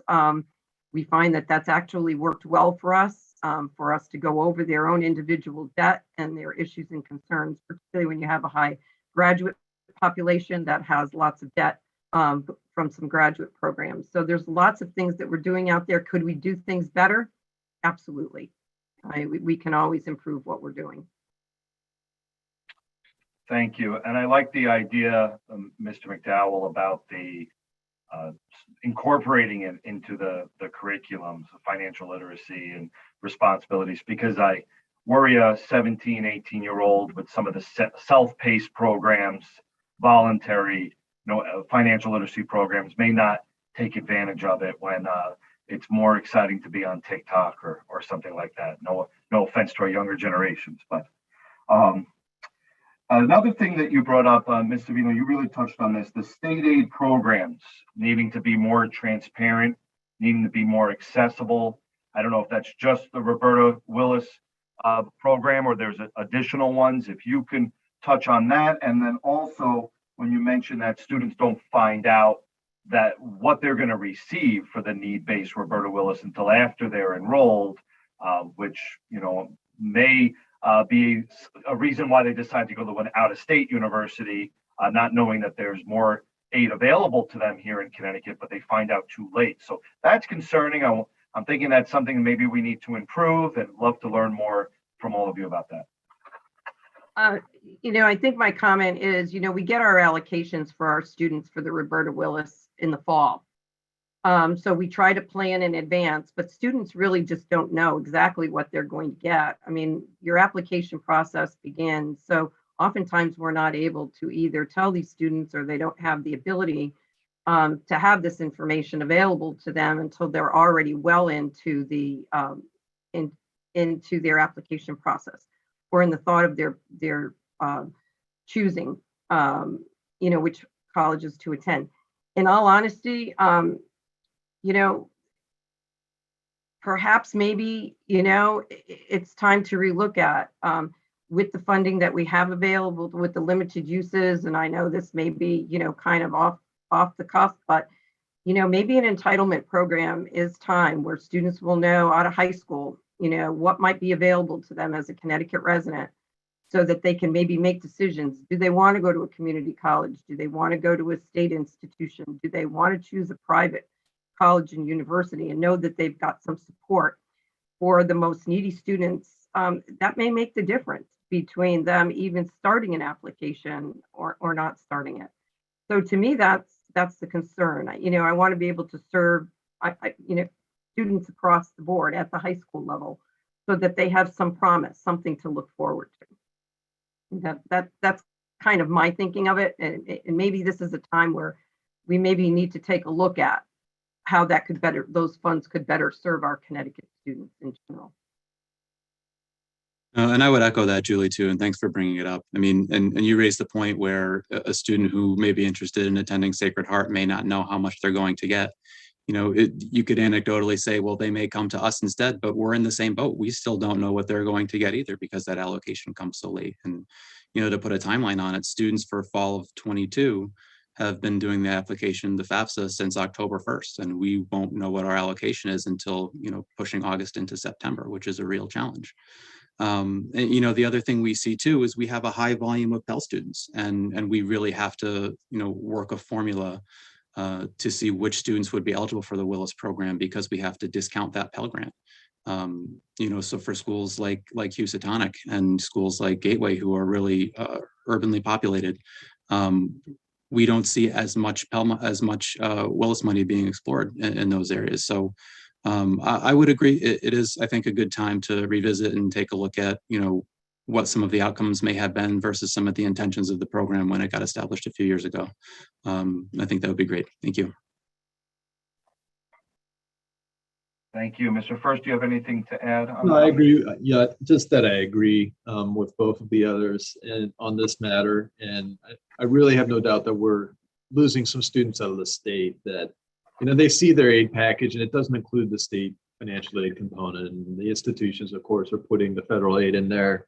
They're putting the gift aid that comes from the institution in there, and they're making their choices based off of that. When we know that in a lot of cases, there will be more aid that we will be able to give, but it's going to be well after May 1 when they've made their decision on where they're going to enroll. Thank you. Well, we have the Office of Higher Education next, so maybe they have some thoughts on any revisions to the program. Any other questions from legislators? Does not appear so. So thank you all very much for being here, everything you're doing for our college students and higher education institutions. And we look forward to seeing you in the Higher Education Committee soon at later public hearings. Thank you.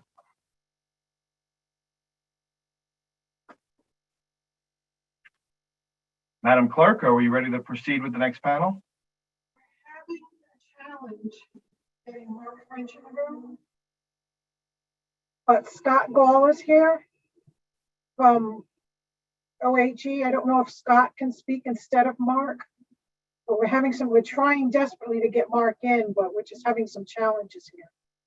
Okay, well, why don't we, if it's okay, go to the Department of Banking, and then we can recircle and go to OHE later when maybe they're able to get in. So if that's okay, to the Department of Banking, you have the floor. Sure. Happy to be here. Thank you, Chairman Elliott, Chairman Slapp, Representative Turco, other honorable members of the committee. My name is Matt Smith. I'm the Director for Government Relations and Consumer Affairs here at the Department of Banking. Joining me today is Rich Layler, who is an Associate Financial Examiner with the department. He is our Student Loan Servicer Specialist, for lack of a better term. And again, we are happy to be here and be part of the forum. So a little bit of background. The Department of Banking licenses and regulates student loan servicers here in the state of Connecticut. We were the first state to require such a licensure in the country. Back in 2015, I believe, was when the law was passed. Since then, other states have followed suit and have modeled their laws based on our statutes. We regulate private student loan servicers. So a servicer is where your monthly payment is going to. And we come in on the back end of what has been previously talked about. We're talking about, how we're financing higher education and everything. This is, after 6 months, you've left school, you have a grace period, and then you start repaying your loan. And you're sending your check to a servicer every month. We regulate those. I'm going to turn it over to my colleague, Rich Layler, who can talk a little bit about the department's role there and sort of what we do. And then, we can open it up for questions and stuff. Rich, do you want to take over?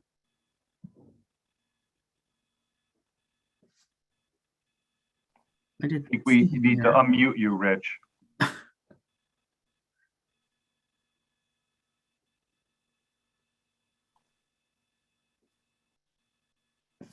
I'm sorry. There you go. Thanks, Matt. Thanks, Rich.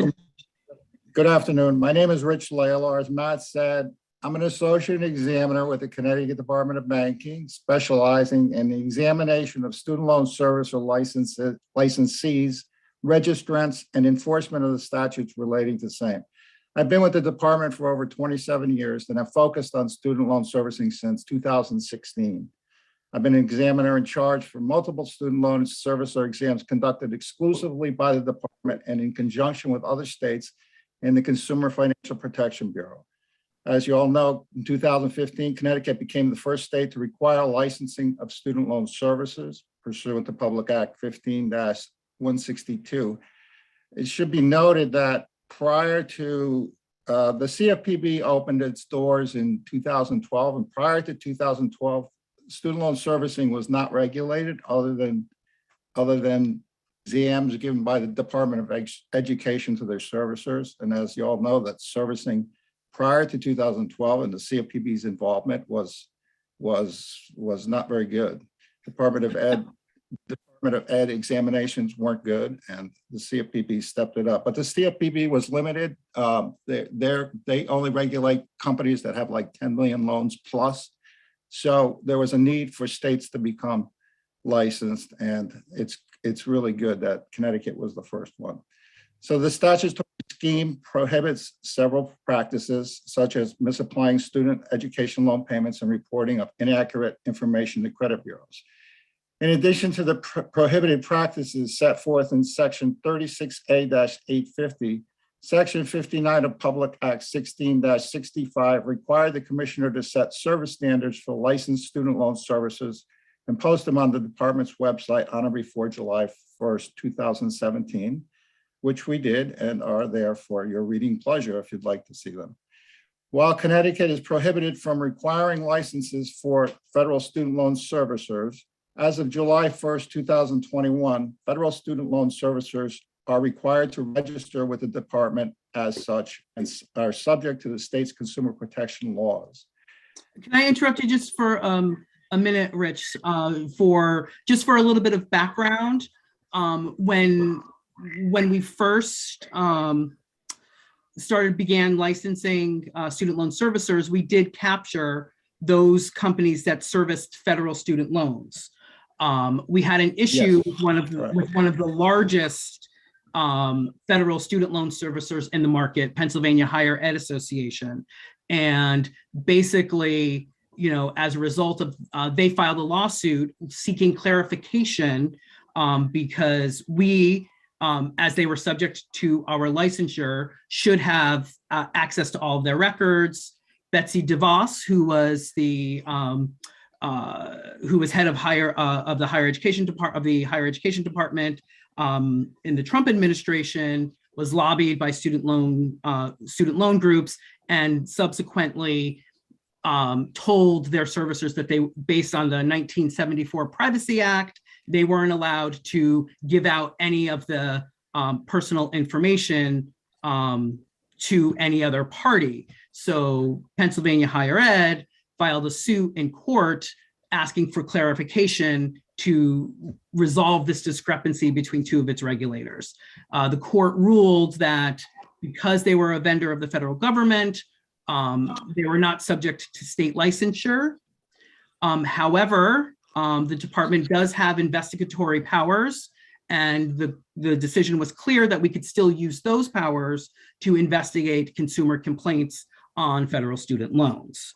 So while we can't go in and examine those institutions, those companies based on the court ruling, we can work with borrowers of federal student loans if they have a complaint against a servicer. So a very long-winded way to clarify something that just happened last year. We did submit legislation that changed our statute from a licensure to a registration, and that's what Rich was referring to. So I just wanted to offer that point of clarification over the last 2 years. Thanks, Rich. Continue. Okay, and as an interesting aside, that lawsuit was a result of my formal request for information from FIA. So prior to the formal request from FIA, we were receiving total cooperation from FIA, and then Betsy DeVos's Department of Education got involved and stopped them from cooperating. So that's that. So the Consumer Credit Division at the Department of Banking does license, examine, and enforce Connecticut general statutes related to student loan servicers and the servicing of non-federal loans. Non-federal refers to loans made for educational purposes by private lenders and federal family education loans or FFELP loans made by private lenders, which were guaranteed by the federal government and not owned by the Department of Education. It should be noted, well, as has been previously discussed, the FFELP program ended in 2009, 2010, and was replaced by the Federal Direct Loan Program. Some of the older FFELP loans were purchased by ED, and others called commercial loans continue to be serviced by private companies. And I just found out, some of you may remember the Connecticut Student Loan Foundation. I just found out that some of those loans still are being serviced and floating around by private servicers. In general, examinations are conducted with an eye on compliance with the Connecticut Student Loan Standards. The CARES Act of 2020, as previously discussed, provided relief for borrowers affected by the pandemic in the form of national emergency forbearance or payment pause, which started on March 13th of 2020. This payment pause ends on May 1st, 2022, and payments are slated to resume at that time. FFELP loans owned by ED and direct loans were automatically placed into national emergency forbearance with no interest accruals during the time. Unfortunately, commercial FFELP loans and private loans did not qualify for the national forbearance. However, most private servicers have offered some type of forbearance during this period. In regulatory circles, Connecticut has been recognized as a national leader in protecting student loan borrower rights since 2016 through its licensing and its aggressive and thorough examination process under Commissioner Perez. And frankly, I'm proud to be a part of it. So that's it. That's it, Matt. Thank you very much, Matt. Did you have anything to add before we move on? I think that concludes it. I think it's good to note that around 90% of the student loan market is federal student loans. So we have jurisdiction over about 10% of the market in terms of private student loans. But we assist any borrower who, they can go to our website and file an inquiry or a complaint. And if we can't help them, we certainly bring them to the right people and resources that are able to do so. So that's it from us for now, and always happy to answer any questions. Thank you. Please stick around because we may have questions after this panel has concluded. I see we have Mark French here. So I believe now we can go to the Office of Higher Education. Mark, the floor is yours. Yes, hello, thank you. I apologize, I was a little late getting in, and I'm glad I'm finally in. I've been listening to the whole presentation. And I believe maybe the first place I should start with the concern about the timing of the state financial aid getting out to students in the schools. This has been an ongoing issue under quite frankly, all of the prior state aid programs, not just Roberta Willis. And really it is an effect of the timing of the final budget each year. We do not go out with any aid to the students or the schools prior to knowing the exact appropriation that we'll get. And there have been a couple of instances in the past years when that changed last minute. In June, we've had some years when the budget wasn't even resolved until late summer, early fall. So that's really what causes that. We would love to avoid that problem also. I'd love to go out with awards sooner. So it's something that I think, yes, should be discussed and see if a solution can be come up with to help the students and families. In regard to state financial aid, it was shown, Sandy Baum, I believe, showed on one of her slides that we are behind I believe the national average of about $908 per student. But we do give out, the state is generous, gives out over $33 million a year in state financial aid primarily through the Roberta Willis program. We also administer a state program called the Minority Teacher Incentive Grant Program, which is a program that provides about $540,000 in state grant money to students who are in their last 2 years of teacher preparation program, minority students. And then it also includes a loan repayment stipend for the next 4 years if they're teaching in a Connecticut public school. And then our agency also administers 2 smaller federal aid programs. We administer the Gear Up Scholarship Program, which is a federal program that assists students through high school to prepare for college. And then there's a portion that provides scholarship for the 4 years, 2 or 4 years they're in school. And then we have a very small federal John R. Justice loan repayment program, which assists state prosecutors and public defenders with paying off their student loans. And that's federal money also that we pay out on behalf of the federal government. Obviously, anything we can do with grant or scholarship money as a state does ultimately help reduce the borrowing that students have to face. So the money is much needed. More money is much needed. And anything we can do really would help reduce the borrowing. Thank you so much, Mr. French. And does anyone else from the Office of Higher Education have anything to add, or is it just you? It's just me. Okay, great. We may come back. I have at least one question, so Okay. if you please stick around. And then I would like to cede the rest of my time to Scott Gall from P20 Win. I don't know whether he's spoken yet, but. Okay, Scott? Thank you, Representative Turco and Mark, for ceding some of the time to this. I'll talk briefly.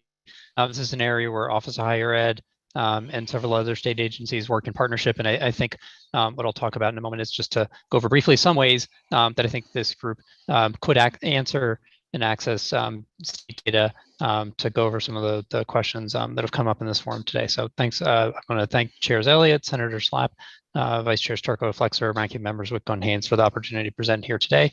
My name is Scott Gall. I'm the Chief Data Officer at the Office of Policy and Management, and OPM administers an interagency collaboration called P20 Win that Office of Higher Ed is newly part of, and we just wanted to make sure that we're giving you a couple minutes to let you know that this is a way, again, I think you can within the state sort of access data on some of the questions that have come up today. So fundamentally, looking at college performance, employment outcomes requires linking data across agencies. No single agency has a picture on some of those outcomes. So to look at the pipeline to higher education, you'd need to look at data from school districts, link it with data from higher education. To look at workforce outcomes for college students, you'd need to take higher education data, link it with employment data to understand the impact of financial aid programs. You'd link data on those financial aid programs with, for instance, data on employment outcomes, whether participants are on other public assistance programs. So all of those are examples where no single agency or data source has a complete picture of the trajectory for students or the outcomes for those students. So we all have a part of the picture, but nobody has sort of the picture as a whole. So to develop that kind of holistic picture for the trajectory for students and their outcomes, it requires states to develop systematic ways to link data across those agencies and to enable that to answer kind of the same kinds of policy questions that have been put forward today. So we want to highlight is that Connecticut has a way to link data from state agencies through P20 Win, which is Connecticut's state longitudinal data system. P20 Win stands for Preschool Through 20 Workforce Information Network, and it's an effort that's been in place for several years now. And it's part of one of the recommendations I think that you've seen in the reports on student debt and college access through TICAS and others. They recommend that states develop and improve these kinds of state longitudinal data systems to answer the kinds of questions you're bringing up about college costs, debt, employment outcomes, and you want to develop these kinds of secure, privacy protected systems to link information across different agencies so you get that kind of complete picture. So P20 Win is the way that we can do that in the state of Connecticut. It covers now 10 agencies. And I'll list them off just so you have a sense of the coverage. So obviously, Office of Higher Education, again, who I'm grateful for allotting some time for this. Office of Early Childhood, State Department of Education, Connecticut State Colleges and Universities, University of Connecticut, the independent colleges through Conference of Independent Colleges, Department of Labor, the Department of Social Services, Department of Children and Families, and the Connecticut Coalition to End Homelessness. So we cover really cradle to career and a wide swath of the health and human services world. And so when you want to connect or look at outcomes across any of those agencies and those state agencies collect that data, you have a way to make requests and get some of those insights through the data the state is collecting. OPM, our role is the operating group. We administer the system. We make sure it functions smoothly and efficiently, and that we're meeting our statutory purpose to inform sound policies and practice through the secure sharing of longitudinal data across those agencies to ensure that individuals navigate supportive services and educational pathways into the workforce. I do want to emphasize one thing about the way P21 works. It's really primarily a governance and a legal framework for making the decisions about linking data. Going through some of that, it is not a technology solution. It's not a piece of software. It's not a database. It's really the collaboration across agencies and the framework that allows the linking of data across those different agency sources. So just to kind of wrap, I want to highlight again, like this is, it's a resource the state has and has had for some time that I think can help with analysis of college performance, employment outcomes. There's a process in place for developing, reviewing data requests. We have staff at OPM that kind of help navigate that process. Researchers like Urban Institute, for example, has made requests to P21 in the past. We've had several requests from through our state college system, through University of Connecticut, through independent researchers in Connecticut. So it can be either external researchers, can be requests from state agencies or state entities themselves, and we'll help folks kind of navigate that request process. We have a learning agenda that are the topics that those agencies themselves have prioritized, which includes analysis of outcomes for state financial aid programs. And so we're in the middle of kind of digging into some preliminary analysis on that now. And there's also several reports that agencies have put together over time that have regular reporting on post-secondary and employment outcomes, which again, I think are more generally, hopefully a resource for the higher ed committee. And that is, I think, everything that I want to cover. And again, I want to thank Mark and Office of Higher Ed for allotting some time for this. We're very grateful to have them as participants in this, which again is relatively new. So we joined that day and several other agencies joined last summer. So it's a wider collaboration than had been in the past. Thank you, Scott. It seems like a massive project you're all undertaking there, but a really important work in pulling all that data together. So thank you for those efforts. Look forward to learning more about it. Now we will go to our last speaker on this panel from Chesla. We'll have Jeanette Weldon, the director, and I see Josh Herlock, the assistant director, as well, will be joining us. So we're very happy to have you here. Thank you. The floor is yours. Thank you, Representative Turco, and thank you also to Senator Slapp and Representative Elliott for hosting this forum.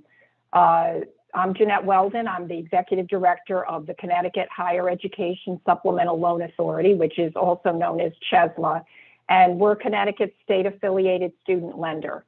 And I'm here today, as has been mentioned, with my colleague Josh Herlock, who is CHESLA's Assistant Director, to provide an overview of CHESLA programs and how CHESLA works to serve students and families in the state. CHESLA was created by the state legislature in 1982 to offer student loans that could help families cover shortfalls in funding their family contribution after using federal loans, financial aid, and scholarships. Its mission is to expand post-secondary educational opportunities and enhance the state's economic and workforce development through post-secondary education by providing cost-effective education financing programs and information resources to Connecticut students, alumni, and their families. One important factor to note is that CHESLA funds its loans, its student loans, with dollars derived from state-guaranteed bonds issued in the public debt markets. This means that CHESLA uses debt to fund its loans, and then we rely on those loan repayments to pay off our own debt. So while the state guarantee on these CHESLA bonds helps keep our interest rates low, CHESLA remains responsible for paying off its own debt. So that's a constraint that we have to work within. As the state-affiliated nonprofit lender, CHESLA is committed to helping Connecticut students and their families finance the cost of post-secondary education at favorable interest rates. In recent years, our array has expanded, and we've been benefiting more and more Connecticut residents. The state's chief workforce officer was recently added to the CHESLA board, illustrating the role we can play in statewide workforce development. And I'd like to turn it over to Josh to give a brief overview of CHESLA's products. Thank you, Jeanette. So I'll first start with our in-school loan program, which serves students in or from the state of Connecticut. As Jeanette mentioned, the loans are funded from tax-exempt proceeds issued and paid by CHESLA, but also backed by the state of Connecticut. Our in-school loan program currently has a 9-tiered fixed interest rate of 4.59%. This is a very competitive interest rate in the industry, especially compared to the Parent Plus loan and other private lenders that may offer fixed rates that range into the double digits. The repayment term on our in-school loan program is 140 months. And the in-school loan program also does not have any fees associated with it. We then have a refinance loan program that launched at the end of June 2016. The refinance program serves Connecticut residents or out-of-state residents that may be refinancing a prior CHESL loan. The refinance program currently offers fixed rates that range from 3.75% fixed to 4.99% fixed, depending on the credit of the applicant and the repayment term selected.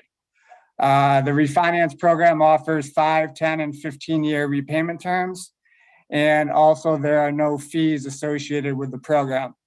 One other point I wanted to mention, although we are a small staff, with our refinance program, we do offer to those that inquire a personalized refinance analysis if the potential applicant knows their FICO score and their current principal balance outstanding. We can give them the interest rate they would be looking at and the monthly payments on their refinance loan before they even submit the application for the refinance loan. Our next program, so we're much more than a lender. We have a need-based scholarship program. The purpose for this program is to offer need-based college scholarships to Connecticut residents that are staying in state and going to a nonprofit Connecticut institution. The awards provide students with additional assistance other than loans to help finance their college education. Historically, our scholarship program has dispersed $10.4 million in scholarship funds, and this has impacted over 5,500 students. Our scholarship program has 2 components. We offer scholarships for those pursuing an undergraduate degree, and also scholarships for those pursuing a manufacturing or healthcare certificate program. To give you some guidance on the timeline, we open our undergraduate scholarship application March 1st every year. That application closes on May 1st.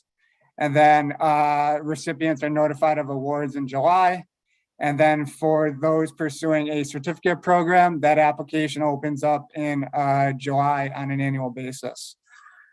The last program or product I wanted to mention, and actually Julie Savino touched on this earlier, but we do offer financial literacy, which is our financial literacy portal called Ctte Dollars and Cents. We developed this portal in February 2017 in coordination with other state agencies, including the Treasurer's Office, Office of Higher Education, Consumer Protection, and the Department of Banking. It's a one-stop shop to help students and families plan, save, and pay for college. There's exceptional financial calculators. An example would be if the student takes out X amount in debt across their 4 years, this is how much they would need to be realistically making at their first job to be able to afford those monthly payments. Additionally, we're always looking for new programs that we can implement. We have recently started offering a student loan paydown product in which we can coordinate with employers to offer an employee benefit and have the employers help their employees pay down their student loans. And then before I conclude my comments, I just wanted to circle back a bit to our loan programs since we're talking about COVID here and COVID relief. I just wanted to touch on some of the benefits CHESL offered due to the pandemic. So we suspended third-party collection efforts. We suspended sending loans to collections, and we suspended tax intercepts. That was all suspended through September of 2020. And then we have also offered a COVID forbearance to all of our borrowers. Our loan servicer sent an email out in March 2020 to make all borrowers aware of this. And the borrowers needed to request the forbearance to have that applied to their account. That COVID forbearance is in addition to hardship forbearance that we have available on all of our loans. So that concludes my comments. I'm sure Jeanette and I are happy to answer any questions. And Josh, could you also touch on the outreach program that we're offering to high schools in the state? Yeah, certainly. So we do also have a financial aid outreach program in which we do presentations about, understanding your financial aid award letter, applying for scholarships, and, comparing student loans. That outreach program, we reach out to every high school in the state, and we also provide follow-up phone calls.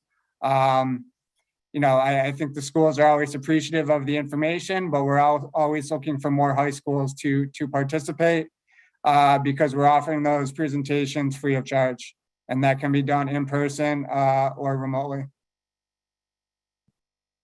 Thank you. Thank you very happy much. to take any questions. Thank you. That was really great. A lot of good information. Let's see if we have any questions from our legislators. Rep. Ferrari, you don't have 3 for 3? Oh, here we go. I'm here for you, Rep. Turco. I'm here for you. I actually just had a question to follow up on Chesla's presentation. Thank you so much. Actually just wanted to dig in a little bit more on what was noted about the financial aid outreach program, and wanted to understand if is the audience for that students, is it families, is it counselors? So who's the audience? And then the second part of the question is that something you all offer just in English, or are there other languages it could be available in? I know that's something that in my community has come up in the financial aid discussions. Yeah, so thank you for the question. Typically, we offer that in coordination with the counselors, but the audience for the presentation would be directly to students and families. And we do also have a staff member that can speak Spanish, so we can also offer it in an additional language as well. Okay, great for that. Thanks for that info, Josh. And I'll make sure to follow up and ensure that our communities are taking advantage of this resource. Appreciate it. Okay, thank you. Thank you, Representative. And next we have the former chair of this committee, Senator Haskell. Thanks so much, Rep. Turco, and for this exceptionally insightful forum. I've learned a ton today and have really appreciated each of the panels. Josh and Jeanette, it's so great to see you both. I just wanted to give you an opportunity to talk about the Chesla Refi program and ask, what trends are you seeing in participation rates on the refi? Are there certain counties or areas of Connecticut that tend to know about that program more? Are there certain age groups that seem more drawn to this? Have you seen that lower interest rates, generally speaking, are disincentivizing people from refi? Just seeking a sort of general update on what you're seeing there. Yeah, so I'll start and Jeanette can chime in. I think our refi program was hit a little bit due to the extension of the federal benefits, the 0% and no monthly payments. We've seen the refi volume pick up over our second quarter, which ended in December. So there seems to be more appetite to refinance loans now. Typically, the refi volume is all across the state. I don't think there's a particular region or county. But I also wanted to mention that on average, our refinance borrowers are reducing their interest rate by about 2%. And, I can also see the underlying loans that are being refinanced. And, to be frank, it amazes me the amount of, double-digit interest rate loans that are out there, the 10, 11, 12%. So, we're happy to lower those interest rates and or monthly payments. That's really. And I'll just add, Sorry, Jeanette. Sorry, Senator. I was just going to add that we did just recently lower the interest rates on our refinance product. So I think it'll be well positioned going forward to continue to serve students, recent grads, et cetera. That's wonderful to hear. Rep. Turco, if you don't mind, just a quick follow-up. If we start to see increased participation in the refi program related to the tax credit that came online this month, that you have plenty of capacity within Chesla's existing authorized bonds and funding to see increased participation there. You're not worried that it could ever reach a level of oversubscription? Well, our capacity, as I mentioned earlier, our loan funding primarily comes by issuing debt in the public debt market. So we have dollars that we currently have available that we believe will be adequate to bridge us to the springtime, which is when we then would typically go into the debt markets and issue debt so that we have more loan funding. So our expectation is that that would be the approach that we would take for additional funding for the refi program. Perfect. Thank you so much to both of you. And thanks again, Representative Turco. Thank you, Senator Haskell. Do we have any other questions from legislators? Not seeing any hands, so I'm going to ask a few here, and then we'll see if any of my colleagues have additional ones. But to follow up on Senator Haskell's questions there, I was really happy to hear the finance program, the interest rates that are being offered, and that there's no fees. Just wanted to know, can anyone with a federal or private loan, I guess it depends on maybe on their credit, apply for the refinance program? Yeah, that would be correct. You know, on the refinancing, we're still discouraging the refinancing of federal loans due to the extension of those COVID benefits. But, you know, typically speaking, provided they meet our credit criteria and overall underwriting criteria, federal or private loans can be refinanced. Okay, that's really great. And the need-based scholarships you mentioned, how do students in Connecticut find out about those programs to apply for them? The primary need-based program, what we call the Roberta B. Willis need-based grant program, that's an allocation to the colleges and universities themselves. So there's a formula that gives them a portion of the appropriation. They then select the students based on the eligibility requirements and make awards directly to the students at the college level. We have another version of the Roberta B. Willis called the need-based or the need merit program. And that is a program where high school counselors submit applications on behalf of seniors in high school and who meet the requirements of the merit side, which is an SAT score or ACT and or top 20th percentile in their class. We then compare that to see if they meet the federal EFC requirement, and we will issue an award notice out to those students, and they can use that at the college they choose to attend in Connecticut.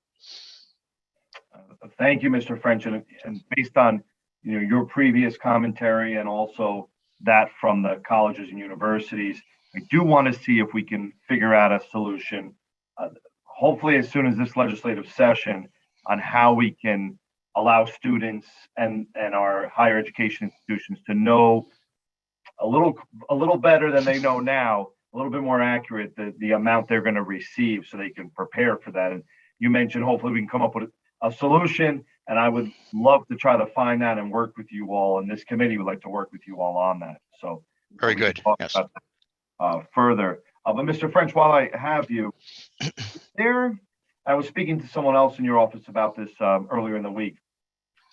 For students in high school now that are applying into one of our Connecticut colleges, is there any one-stop shop they can go to find out all of the potential scholarships they could apply for, all of the grants they may receive, the loans that they could apply for? That's a trusted source.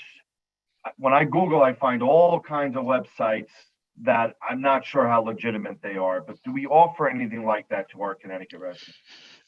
The state does not, and simply because the absolute best source for students and families to seek that type of guidance is directly from the college's financial aid offices, because the financial aid offices really are there to work to put together the broad range of aid, federal, state, institutional. Very often they can work with certain private scholarships. So that's the primary source we always recommend students and families speak to first when they're interested in finding out what type of aid I may be eligible for. Well, thank you.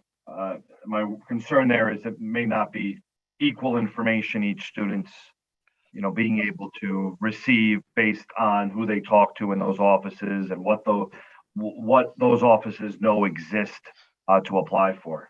Right. My experience, and I've been in the business for over 30 years, working in Connecticut with the college and universities, they do a very good job overall. And one of the pieces that would be missing if we tried to somehow centralize that through the state is we would have no way of speaking to how much aid the colleges or universities will be giving out of their own funds. And that's, in many cases, the majority of the aid the student's going to be receiving is directly from those colleges and universities. So really, they're the only entity who can talk intelligently at the student level about total aid the student will get. Thank you, Mr. French. And Jeanette and Josh, you mentioned there's a need-based scholarship that Chesla offers. How do students find out about that to apply for it? So we market through TV and digital ads through high schools for their outgoing seniors, and then all the colleges throughout the state are aware of the program. So through all those different avenues, and including social media, that's how we market the program. Great, and I was really happy to hear that you do outreach as well and offer that to the high schools. I'm hoping the community I represent of Newington has taken advantage of that, but I'd love to talk to you offline if not, because I'm meeting with the superintendent next week, and I'd love to make sure that Newington residents know more about their financial literacy and preparing for paying for college. So, yeah, that would be great. I can check with my colleagues to see what towns we presented to, and then we can coordinate. Great. I think a lot of representatives and senators might be helpful in getting the word out on that. And then my last question to the Department of Banking, I think they're still here. Do you? Yes, we are, Representative. Thank you, Mr. Smith. Does the Department of Banking now regulate the type of loans that private loan providers offer in regards to these variable rates, interest-only rates, balloon payments? Do we have some regulation around those? So no. Basically, in lending, there are 2 points of entry, right? You have the front end where it's the origination, where you have underwriting standards, interest rates, all of that is set. And then you have the back end, which is the servicing, what happens afterwards, repayment and stuff like that. We regulate the servicing portion of it. We do not regulate anything on the origination side. Is the state of Connecticut not able to do that, or are we just not doing well, so it can get a little complicated because we also have a small lending license, which, depending on how much is being lent at the point of origination, could trigger that license, in which case we would have authority over that. And that's for amounts under $15,000. And there are, varying interest rates that could be used under that. That maxes out actually at a 36% interest rate, which is beyond the 12% usury rate blanket set by statute and for the state of Connecticut. Basically, that licensure was created to combat payday lending in the state. So Basically, by creating that small loan statute, we've effectively done away with payday lending here in Connecticut. So it gets complicated on the origination side. Okay, something I'd like to explore more on. And then I heard a comment earlier that the loan repayment process can be confusing for students. Is there any regulation done around that for the lenders? For the private student loan market, they have to submit to our standards. Rich, are you still on? You may know a little bit more about that than I do. Having a lot of trouble here with connectivity, so. There we go. We can hear you. All right, so what was the question again? I'm sorry. In regards to regulating the standards for, we heard, I believe it was from Julie Savino earlier from Sacred Heart University, that the loan repayment process can be very confusing for a student and not always transparent. And I'm wondering if there's regulation from the Department of Banking or the state of Connecticut on that process for lenders. There's not specific regulations, but we require the private lenders to have policies and procedures, which we go over and under when we do examinations, and we make sure that they allow borrowers they allow borrowers clarity. So that's how we do it. I mean, there's no specific laws in place or anything. But they are required to offer the appropriate sort of repayment schedule that may be available to that specific borrower. Does that make sense? Right. And that confusion stems a lot of it comes from the Department of Education and all the repayment plans and all the forbearances and all the deferments that are available, which are, too many to even think about. So even on the private side, the private servicers are bound by contractually with, with the lenders. So there's really nothing in place now other than, when we go in and we do an examination, we make sure that borrowers aren't confused to the extent we can. Thank you. And last question from me. We passed in legislation, I believe it was last year, a new office to be set up within the Department of Banking around student loans. Is that not correct, Matt? Was there a new position that was supposed to be created? A new position? I'm not familiar with that. There has been the student loan ombudsman, right, which was created in 2015 based on available appropriations, and we haven't gotten those appropriations to set that up.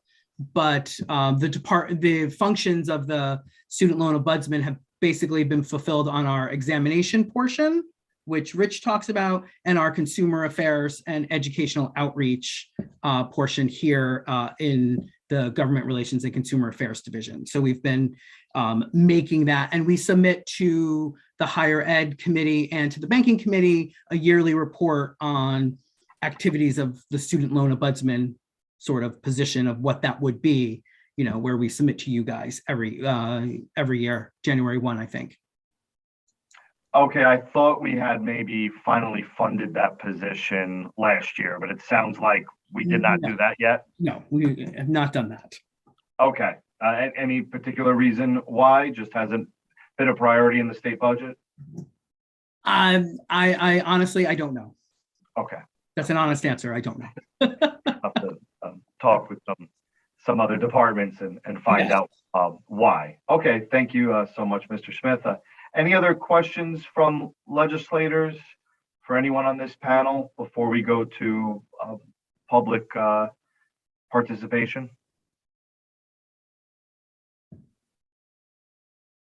Okay, no, well, thank you everyone from all of the panels for being here and providing all the information that you did. I think there'll certainly be some follow-up conversations. You're more than welcome to stay and listen to the public testimony if you'd like. So thank you.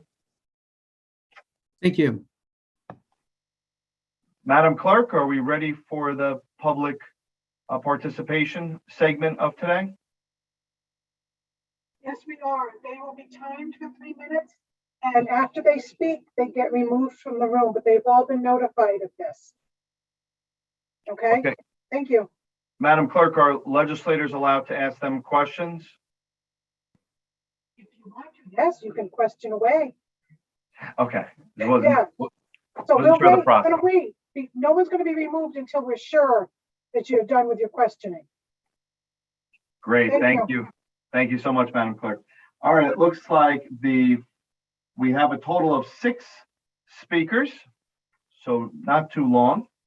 And the first participant from the public is Susan Mazzacoli. And Madam Clerk, do you ask them to state their name for the record, or is that not necessary on Zoom? I can ask them just to state their name just so that everybody knows who they are. Okay, great. So Email. So first public participant, Susan Mazzacoli, if you can state your name and you have your 3 minutes. Hi, my name is Susan Mazzacoli. I live in Newington, Connecticut, and I'm a constituent of our great representative, Gary Turco. And thank you for allowing me to speak today, and thank you for this great forum. I'd also like to thank Jenny, who helped me in the background get onto this program today. Wasn't easy, but we did it. And also I want to reach out and say thank you to Matt Plourde, who is also another person who's going to be speaking, because he also helped me with accessing this forum today. Okay, I am, according to Sandy Baum, one of the 2%. I owe $222,438.20 in student loans. Now, I am not a doctor. I am far from in the higher income bracket, but I fell into this problem back when my youngest child entered college. I have 2 older daughters, 47 and 45. I promised all of my children that I would be the one paying for their education because I wasn't afforded that. So when my oldest daughter went to Central with scholarships, I was able to pay off her student debt. When my second daughter went to Villanova, she got way more scholarships, luckily for me, and because it was higher price for her college education, but that was paid off. Now comes to my son, who is 31, and he graduated in 2009. He entered into Curry College in Milton, Massachusetts. Now, Curry College is at that time was one of 2 colleges that afforded programs with students with learning disabilities. Matthew was diagnosed with ADHD and dyslexia by the Connecticut Children's Hospital back when he was 9 years old. And even though he struggled through school, luckily he had many teachers who gave him help and paid attention to his needs. So when it came time to go to college, it became an issue with me and my ex-husband because my ex-husband didn't believe in paying for our children's college. He felt that they should do that on their own. And so because I paid for my 2 daughters, he thought I should also pay for my son. And with Curry College being $40,000 a year, that was going to be difficult. We were also at that point divorced after 27 years. And so that kind of added to some of the dissension there. But I decided to go ahead. I felt that my son should have equal opportunity, and Curry College seemed to be the right program for him. He was in college doing very well his first year, but then in his second year, his father was diagnosed with ALS. Most people know that is the Lou Gehrig's disease. There's another nickname for it's called the military disease because more people are represented from the military who are diagnosed with ALS. Okay, Susan, And you've gone over the 3 minutes. I'm sorry? You've gone over the 3 minutes. Okay. You just summarize and wrap it up. Okay, that went by quick, sorry. I would just hope that when I went from the Parent Plus loan to the consolidation loan, that things would get better. I did apply for income-driven repayment plan. Great Lakes has been helping me with that. And I'm hoping that people are aware that it isn't just students who are dealing with students' loans, but it's also parents. And being the fact that I make with my Social Security and my pension a total of $49,631 a year, it is very difficult. I have been told by everybody that my loan will go away once I die and that it won't fall into my children's debt. And so for that reason, I am grateful that at that point, my debt will be over. But thank you for this forum. I can't wait to speak with the CHELSA people afterwards. And also the acronyms. What exactly is CHELSA? Could you spell that out for me? This is Josh. It's the Connecticut Higher Education Supplemental Loan Authority. Higher education, once again. Supplemental Loan Authority. And I don't know if I will qualify, but I did write down your name, Josh, and hopefully I'll be able to get your phone number from Gary afterwards. Thank you. All right, thanks. Thank you so much, Susan. Does anybody have any questions for Ms. Mazzacoli? I don't see any questions. I really appreciate you sharing your story. I know that's hard to talk about, you know, with trying to handle the debt and the difficulties that it caused, and to share that with the public. If any of the state agencies or any of the quasi-publics or anyone listening to this has any ideas for how to help Ms. Mazzacoli, please pass that along to me and I will share that with her. And yes, please do contact CHESLA. I'll provide you their information to see if parents qualify for any of the assistance. Okay. Thank you. Thank you for being here. Okay, our next speaker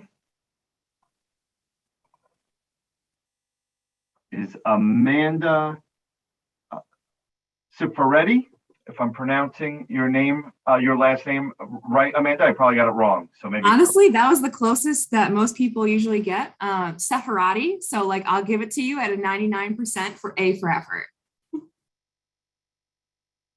Thank you, and the floor is yours. So just to recap, my name is Amanda Cifaretti. Currently, I am the Assistant Director of Student Support and Transitions in the Office of Graduate and International Student Life at the University of New Haven. However, this is a relatively new position for me. For the past 5 years, I was an assistant to the director / residence hall director at Eastern Connecticut State University. So a humble state employee for the 5 years previously. I'm not speaking on behalf of either of those institutions right now, but just to give you all the perspective that I have worked for a state institution in Connecticut and now I work for a private institution in Connecticut. And this is about my personal experience.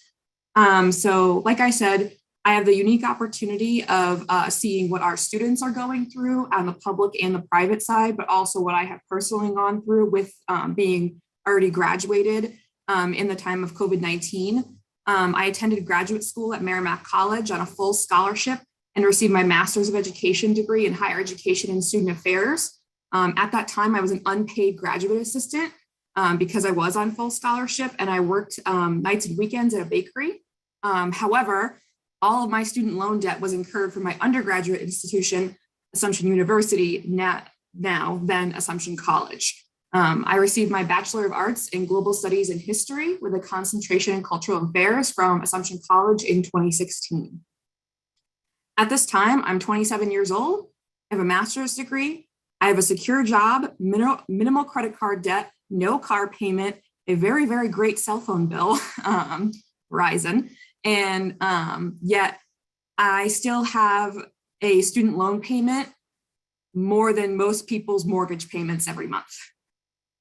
At the time of writing this, I currently owe $25,853.46 to Sally Mae, $29,106.55 to First Mark Services, who is the servicer of Citizens Bank, and $28,769.77 to Aidvantage, the company who most recently bought out Navient after Navient was sued and lost the suit for predatory practices. Conveniently enough, my loans were bought by Aidvantage 14 days before the finalization of the lawsuit against Navient, so my loans do not qualify for the repayment that is going to be given to those Navient customers affected. This is a total of $83,729.78. Mind you, I graduated college in 2016, so I've been paying these down since 2016 aggressively. At the time of graduation, I had well over $100,000 in student loan debt. I do not remember the final number because, to be honest, whoever spoke about exit counseling, you just click yes and you close your eyes just to do it, so they'll give you your ticket to graduation. Because clicking yes on things is not, in my term, exit counseling. It's not a very effective form of exit counseling at the very least. I worked 4 jobs at the same time in college, one of which was as a resident assistant, saving me over $10,000 a semester. And I also worked nights and weekends when I could. You've gone over the 3 minutes, please, if you could summarize. Yep. Thank you. So essentially, when I was 17 years old and applied to college, my guidance counselor from Newington High School told me not to consider price when applying to colleges and that we'd figure out a way to, supplement the cost down the road. It is currently down the road, and the only way was extreme debt.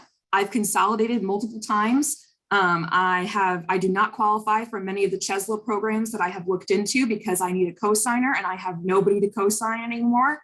And at the age of 17, I was not permitted to purchase alcohol, lotto tickets, rent a car, a hotel room, but I was allowed to sign myself up for a life sentence of over $100,000 remaining in student debt.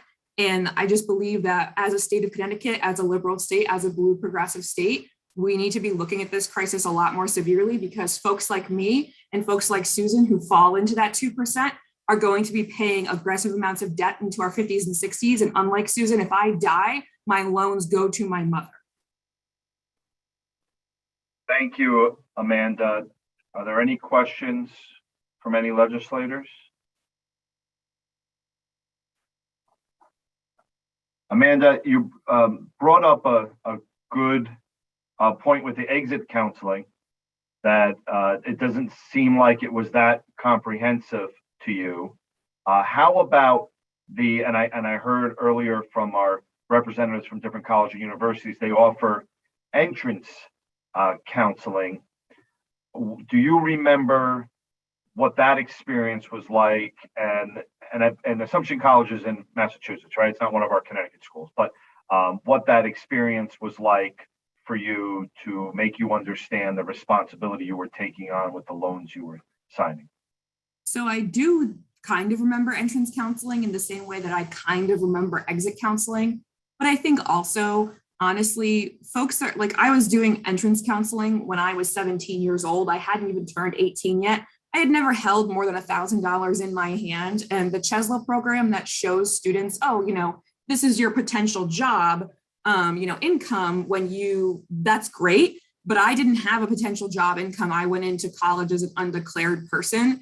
And the vast majority of students come into college or any university as undeclared, especially if it's a liberal arts institution, such as, Eastern was. We were a public liberal arts institution, and I went to an undergrad in liberal arts as well. Thank you, Amanda.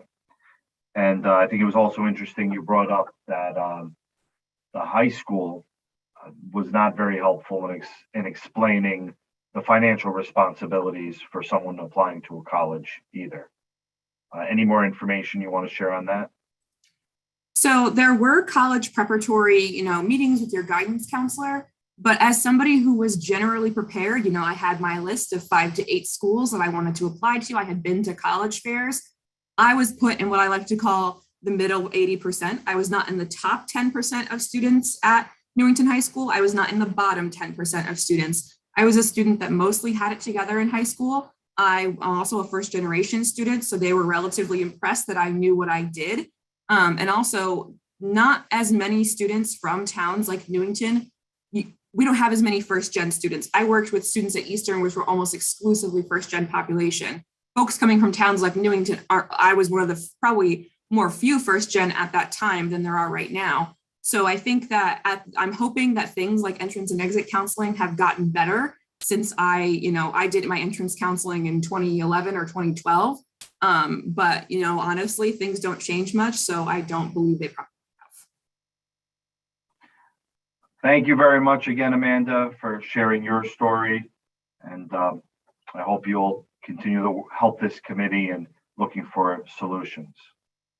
Thank you.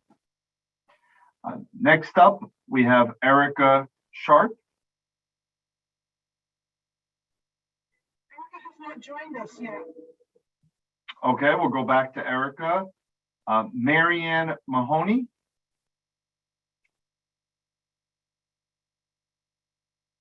Hi, I'm not sure where the camera is coming from.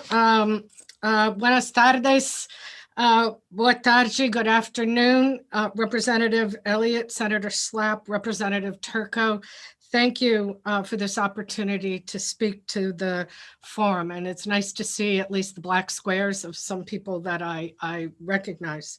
My name is Marianne Mahoney. I live in Collinsville, Connecticut. I'm a constituent of Eleni Kavros de Groix and Kevin Witkos. I'm also professor of history and the director of the Latin American, Latino, and Caribbean Center at Central Connecticut State University. Yeah, I speak to you today based on 18 and a half years of teaching experience at CCSU, and most recently as the employer of 12 Latino work-study students through the center. And there's something that I'd like to speak to that I don't think has really been discussed yet. And I'm sorry, I didn't hear everything. I heard the beginning that I had to go to class, and then I came back. And by the way, the students in the center are watching this on the webinar. So they were, and I road tested this on them before, and they agreed. So to resolve problems of student indebtedness in Connecticut, free community college tuition should be extended to the Connecticut state universities. Let me explain why. First, at CCSU, we are classified as a minority serving institution. 38% of our undergraduates are identified as minority by the US Department of Education. Our students are debt averse. Let me repeat that. Our students are debt averse. This is historically true for Hispanic students, but since 2008, all students are debt averse. As many as 40% of our undergraduate students work full-time to pay their expenses. Others work between 20 and 30 hours a week. They attempt to do so while also carrying a full load of 5 classes. Obviously, this situation is frequently unsustainable. And I was very impressed by the speaker earlier who spoke to the students who had like $5,000 in student loan debt and couldn't pay it back because they never finished college. And so they're working on minimum wage jobs. We have lots of, in my experience, I can point to lots of students who've had that experience. Let me give you some specific example. A Latina CCSU junior who used to work with me with a 3.0 GPA took a 30-hour-a-week job at Starbucks near the CCSU campus with a shift beginning at 4 a.m. a year ago. She assumed that she could work her shift and then come to class. Her GPA at the end of the semester last fall was a 2.0. In other words, she just missed academic probation. These were the worst grades she'd ever received. We lost a first-year Latino student this fall, at least temporarily, because of a family financial emergency. He's taken a full-time job, third shift, and wrote to me that he was going to be able to come back to class for a full load, and I have run out of my 3 minutes. Yes, Jeannie? Okay. When you see my face, that's a good thing. Anyway, I have lots and lots of examples of this. And I think one of the things we need to think about, just to wrap things up, is the gap between the financial aid package and what students are doing in order to make ends meet. Because where students are debt averse or they don't really qualify, what they do is they take on more and more hours of paid work and then tell us as faculty members that, you know, they have to miss class because they have a mandatory work training. I have one student who's been trying for 3 semesters to finish the last course he has to take. He works 50 hours a week at Arethusa Restaurant. And it just doesn't, it's not working. So thank you for whatever you can do, and I'll answer any questions that you might have to the extent that I can. Thank you very much for sharing that with us and your testimony and all you're doing to help educate our students as well. Do we have any questions from legislators?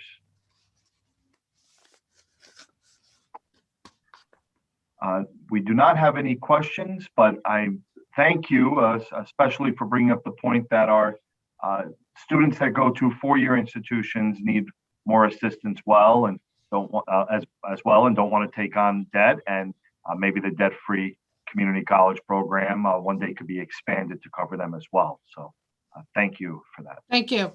Bye-bye. Next up, we have Heather Evans. Looks like Heather is here. Hello, Heather. The floor is yours. Thank you. Distinguished co-chairs, ranking members, and members of the Higher Education Employment Advancement Committee. My name is Heather Evans, and I live in Mansfield, Connecticut.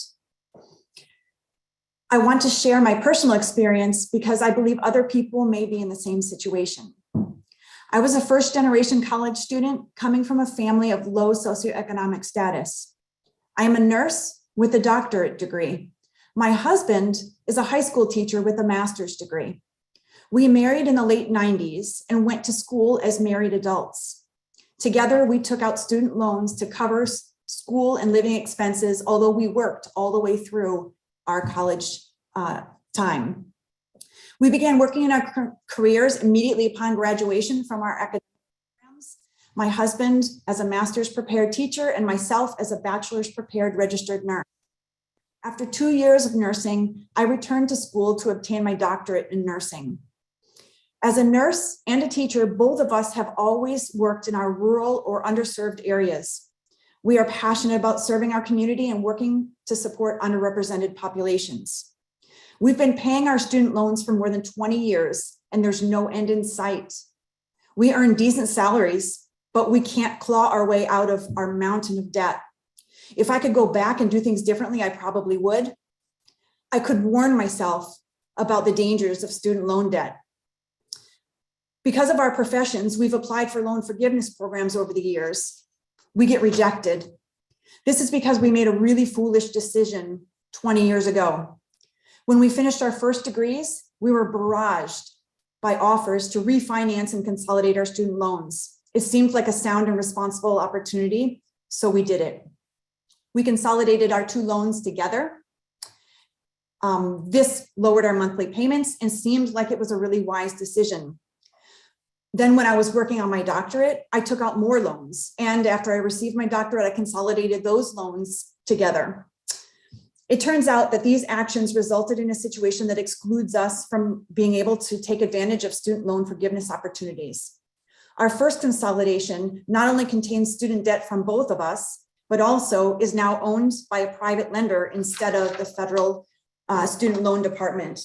The second consolidation contains only my loans from my doctorate but is still owned by the federal student loan agency, but I've been rejected for loan forgiveness simply because they're consolidated.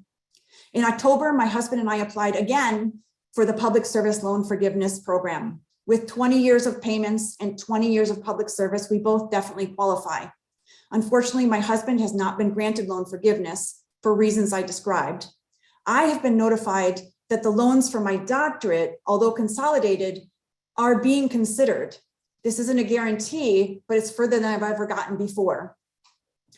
If I'm able to get that one loan paid, that still leaves us with tens of thousands of dollars in student loans and no end in sight. I can't help but think that there are other people in similar situations falling between the cracks of loan forgiveness programs. We're fortunate that we have stable employment, but I know that not all people who have student debt and have that stable employment. Their situation is even more unfavorable. Heather, excuse me, you've gone over the 3 minutes, please. Yep. Summarize, Okay. please. Thank you. I sure will. Thank you. Students can't afford the extraordinary high cost of higher education. Tuition costs have skyrocketed, as have the salaries of many university faculty, staff, and administrators. In order to obtain a degree, most students must utilize student loans. However, wages and salaries haven't increased at the rate that the cost of education has increased. If I wasn't burdened with student debt, perhaps I'd be able to spend my money in Connecticut. Perhaps I could eat at a restaurant or spend money at local shops. I could be returning money to our state and local economies. Imagine if all people who are paying student loans could be using that money to stimulate our economies. Our student education system is broken. It serves to strengthen the wealth of the elite while saddling the middle and lower classes with the burden of student debt. I sincerely hope that changes are made to our higher education system in both Connecticut and the United States as a whole, making education either affordable or free. Until then, I hope that there are creative ways implemented to reduce the student loan burden for professionals who work and serve our communities. Thank you. Thank you so much, Ms. Evans, for your sharing your story with us today. I appreciate your participation. And let's see, questions from legislators. Our former chair of the Higher Education Committee, Representative Haddad. Thank you, Representative Turco. I just wanted to acknowledge, the testimony that we've heard so far today from members of the public, including Heather. Heather is a constituent of mine, and someone who I've tried to provide some assistance to find a way out of the quagmire she finds herself in, specifically with qualifying for public service loan forgiveness. It seems to me that we've set this, certainly the federal government has set up the system to help people exactly like Heather Evans and her husband, people who have worked in public service for a number of years after making 20 years of reliable student loan payments. And that it's not working for folks like this is an indication that there is still work to be done in this area.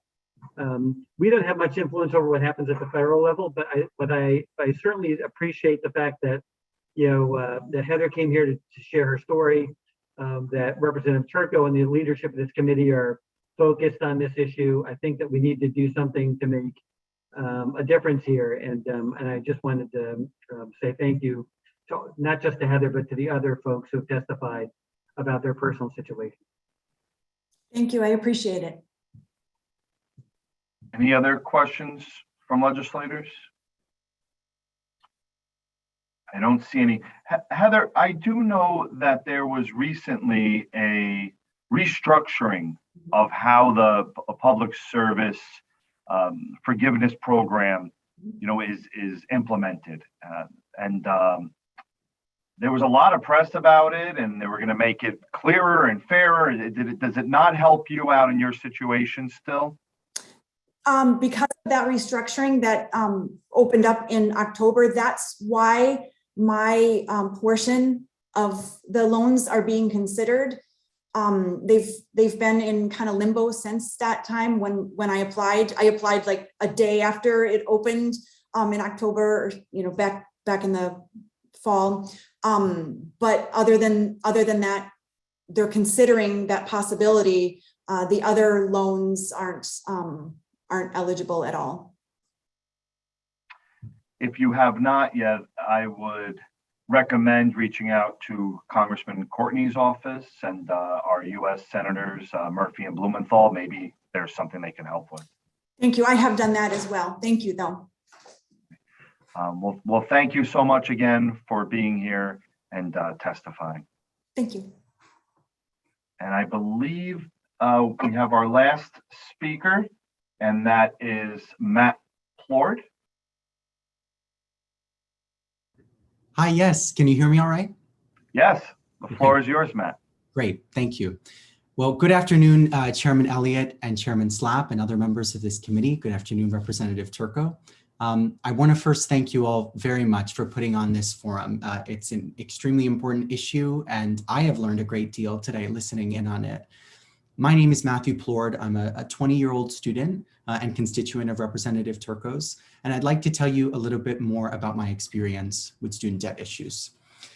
As young people, we're told from a very young age to reach for the stars, to achieve our dreams. And I did that. When I graduated high school, I went to one of the highest ranked schools in my chosen field on a significant scholarship, not for lack of work, and had tremendous grades, was extremely involved on campus and off.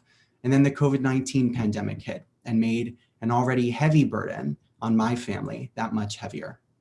Suddenly, my family that was struggling to pay the cost of my education before was forced to take out nearly $40,000 in additional new PLUS loans.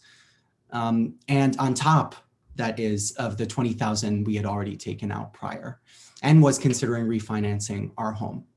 Our calculations reveal that had we stayed at that university, given the new hole in our budget, we would have had to take out upwards of $110,000 more in loans over the next 2 years.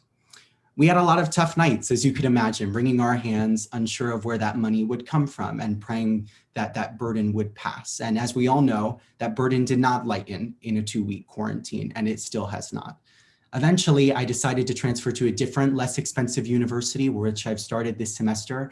And while I know I will excel there, it doesn't change the fact that because of cost, I have been forced to leave the community that I had found at my previous school and endeavored to build a new one from scratch, while being saddled with nearly $80,000 in loans for what amounted to barely 2 semesters of in-person on-campus education. I share this because I've noticed during these past 2 years that too often this discussion on student debt is framed as though there is something wrong with our students or their parents for taking on so much debt or choosing to go to the schools that they do. Financial literacy is extremely important, as folks have spoken to today, of course, but there is also an injustice that families are experiencing. In that regard, they are victims of a systemic issue in our bloated, exorbitantly priced education system. No parent should feel forced to pick between fully supporting their children, like my parents have felt, and staying financially above water. It is an unfair and impossible choice because, as others have spoken to, these are not just numbers and digits. They come with a heavy and emotional impact that lasts as long, if not longer, frankly, than the loans themselves. I thank the committee for taking this issue seriously, and I'm glad to take any questions if anybody has them. Thank you. Thank you so much, Matthew. Any questions from legislators?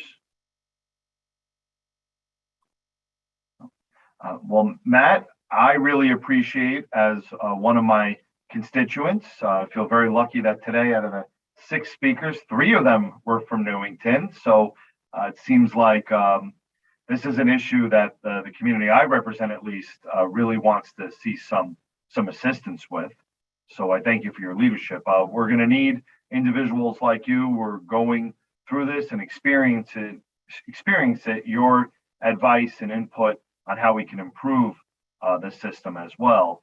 And I think you raise a very good point. A lot of times the conversation talks about, individual responsibility. And like you said, that's a part of it here, but that's one part.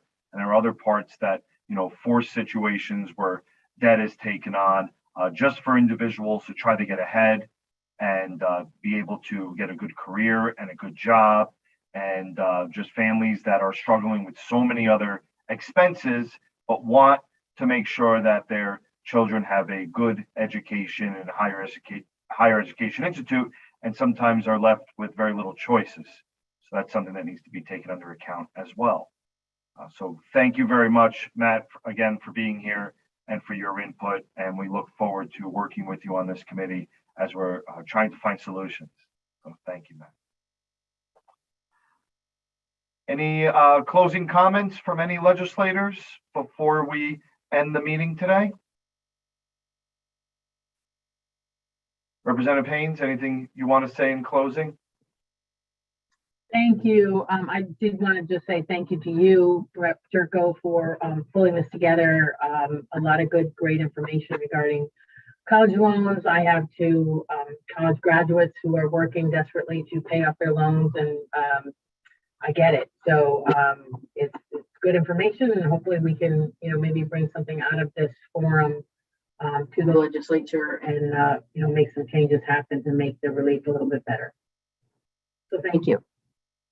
Thank you, Representative. I look forward to working with you and all of the members on this committee this session. Thank you very much to our chairs, Senator Slapp and Representative Elliott. They both had to leave for another meeting, but they're very interested in continuing the work throughout this session, which starts very soon. And thank you to our all of the panelists and our nonpartisan offices. And thank you very much for our clerk, Jeannie Phelps, who did all of the heavy lifting and organizing all of this, or it would not have been able to happen. So I hope everybody has a great rest of the week. And thank you for your participation today.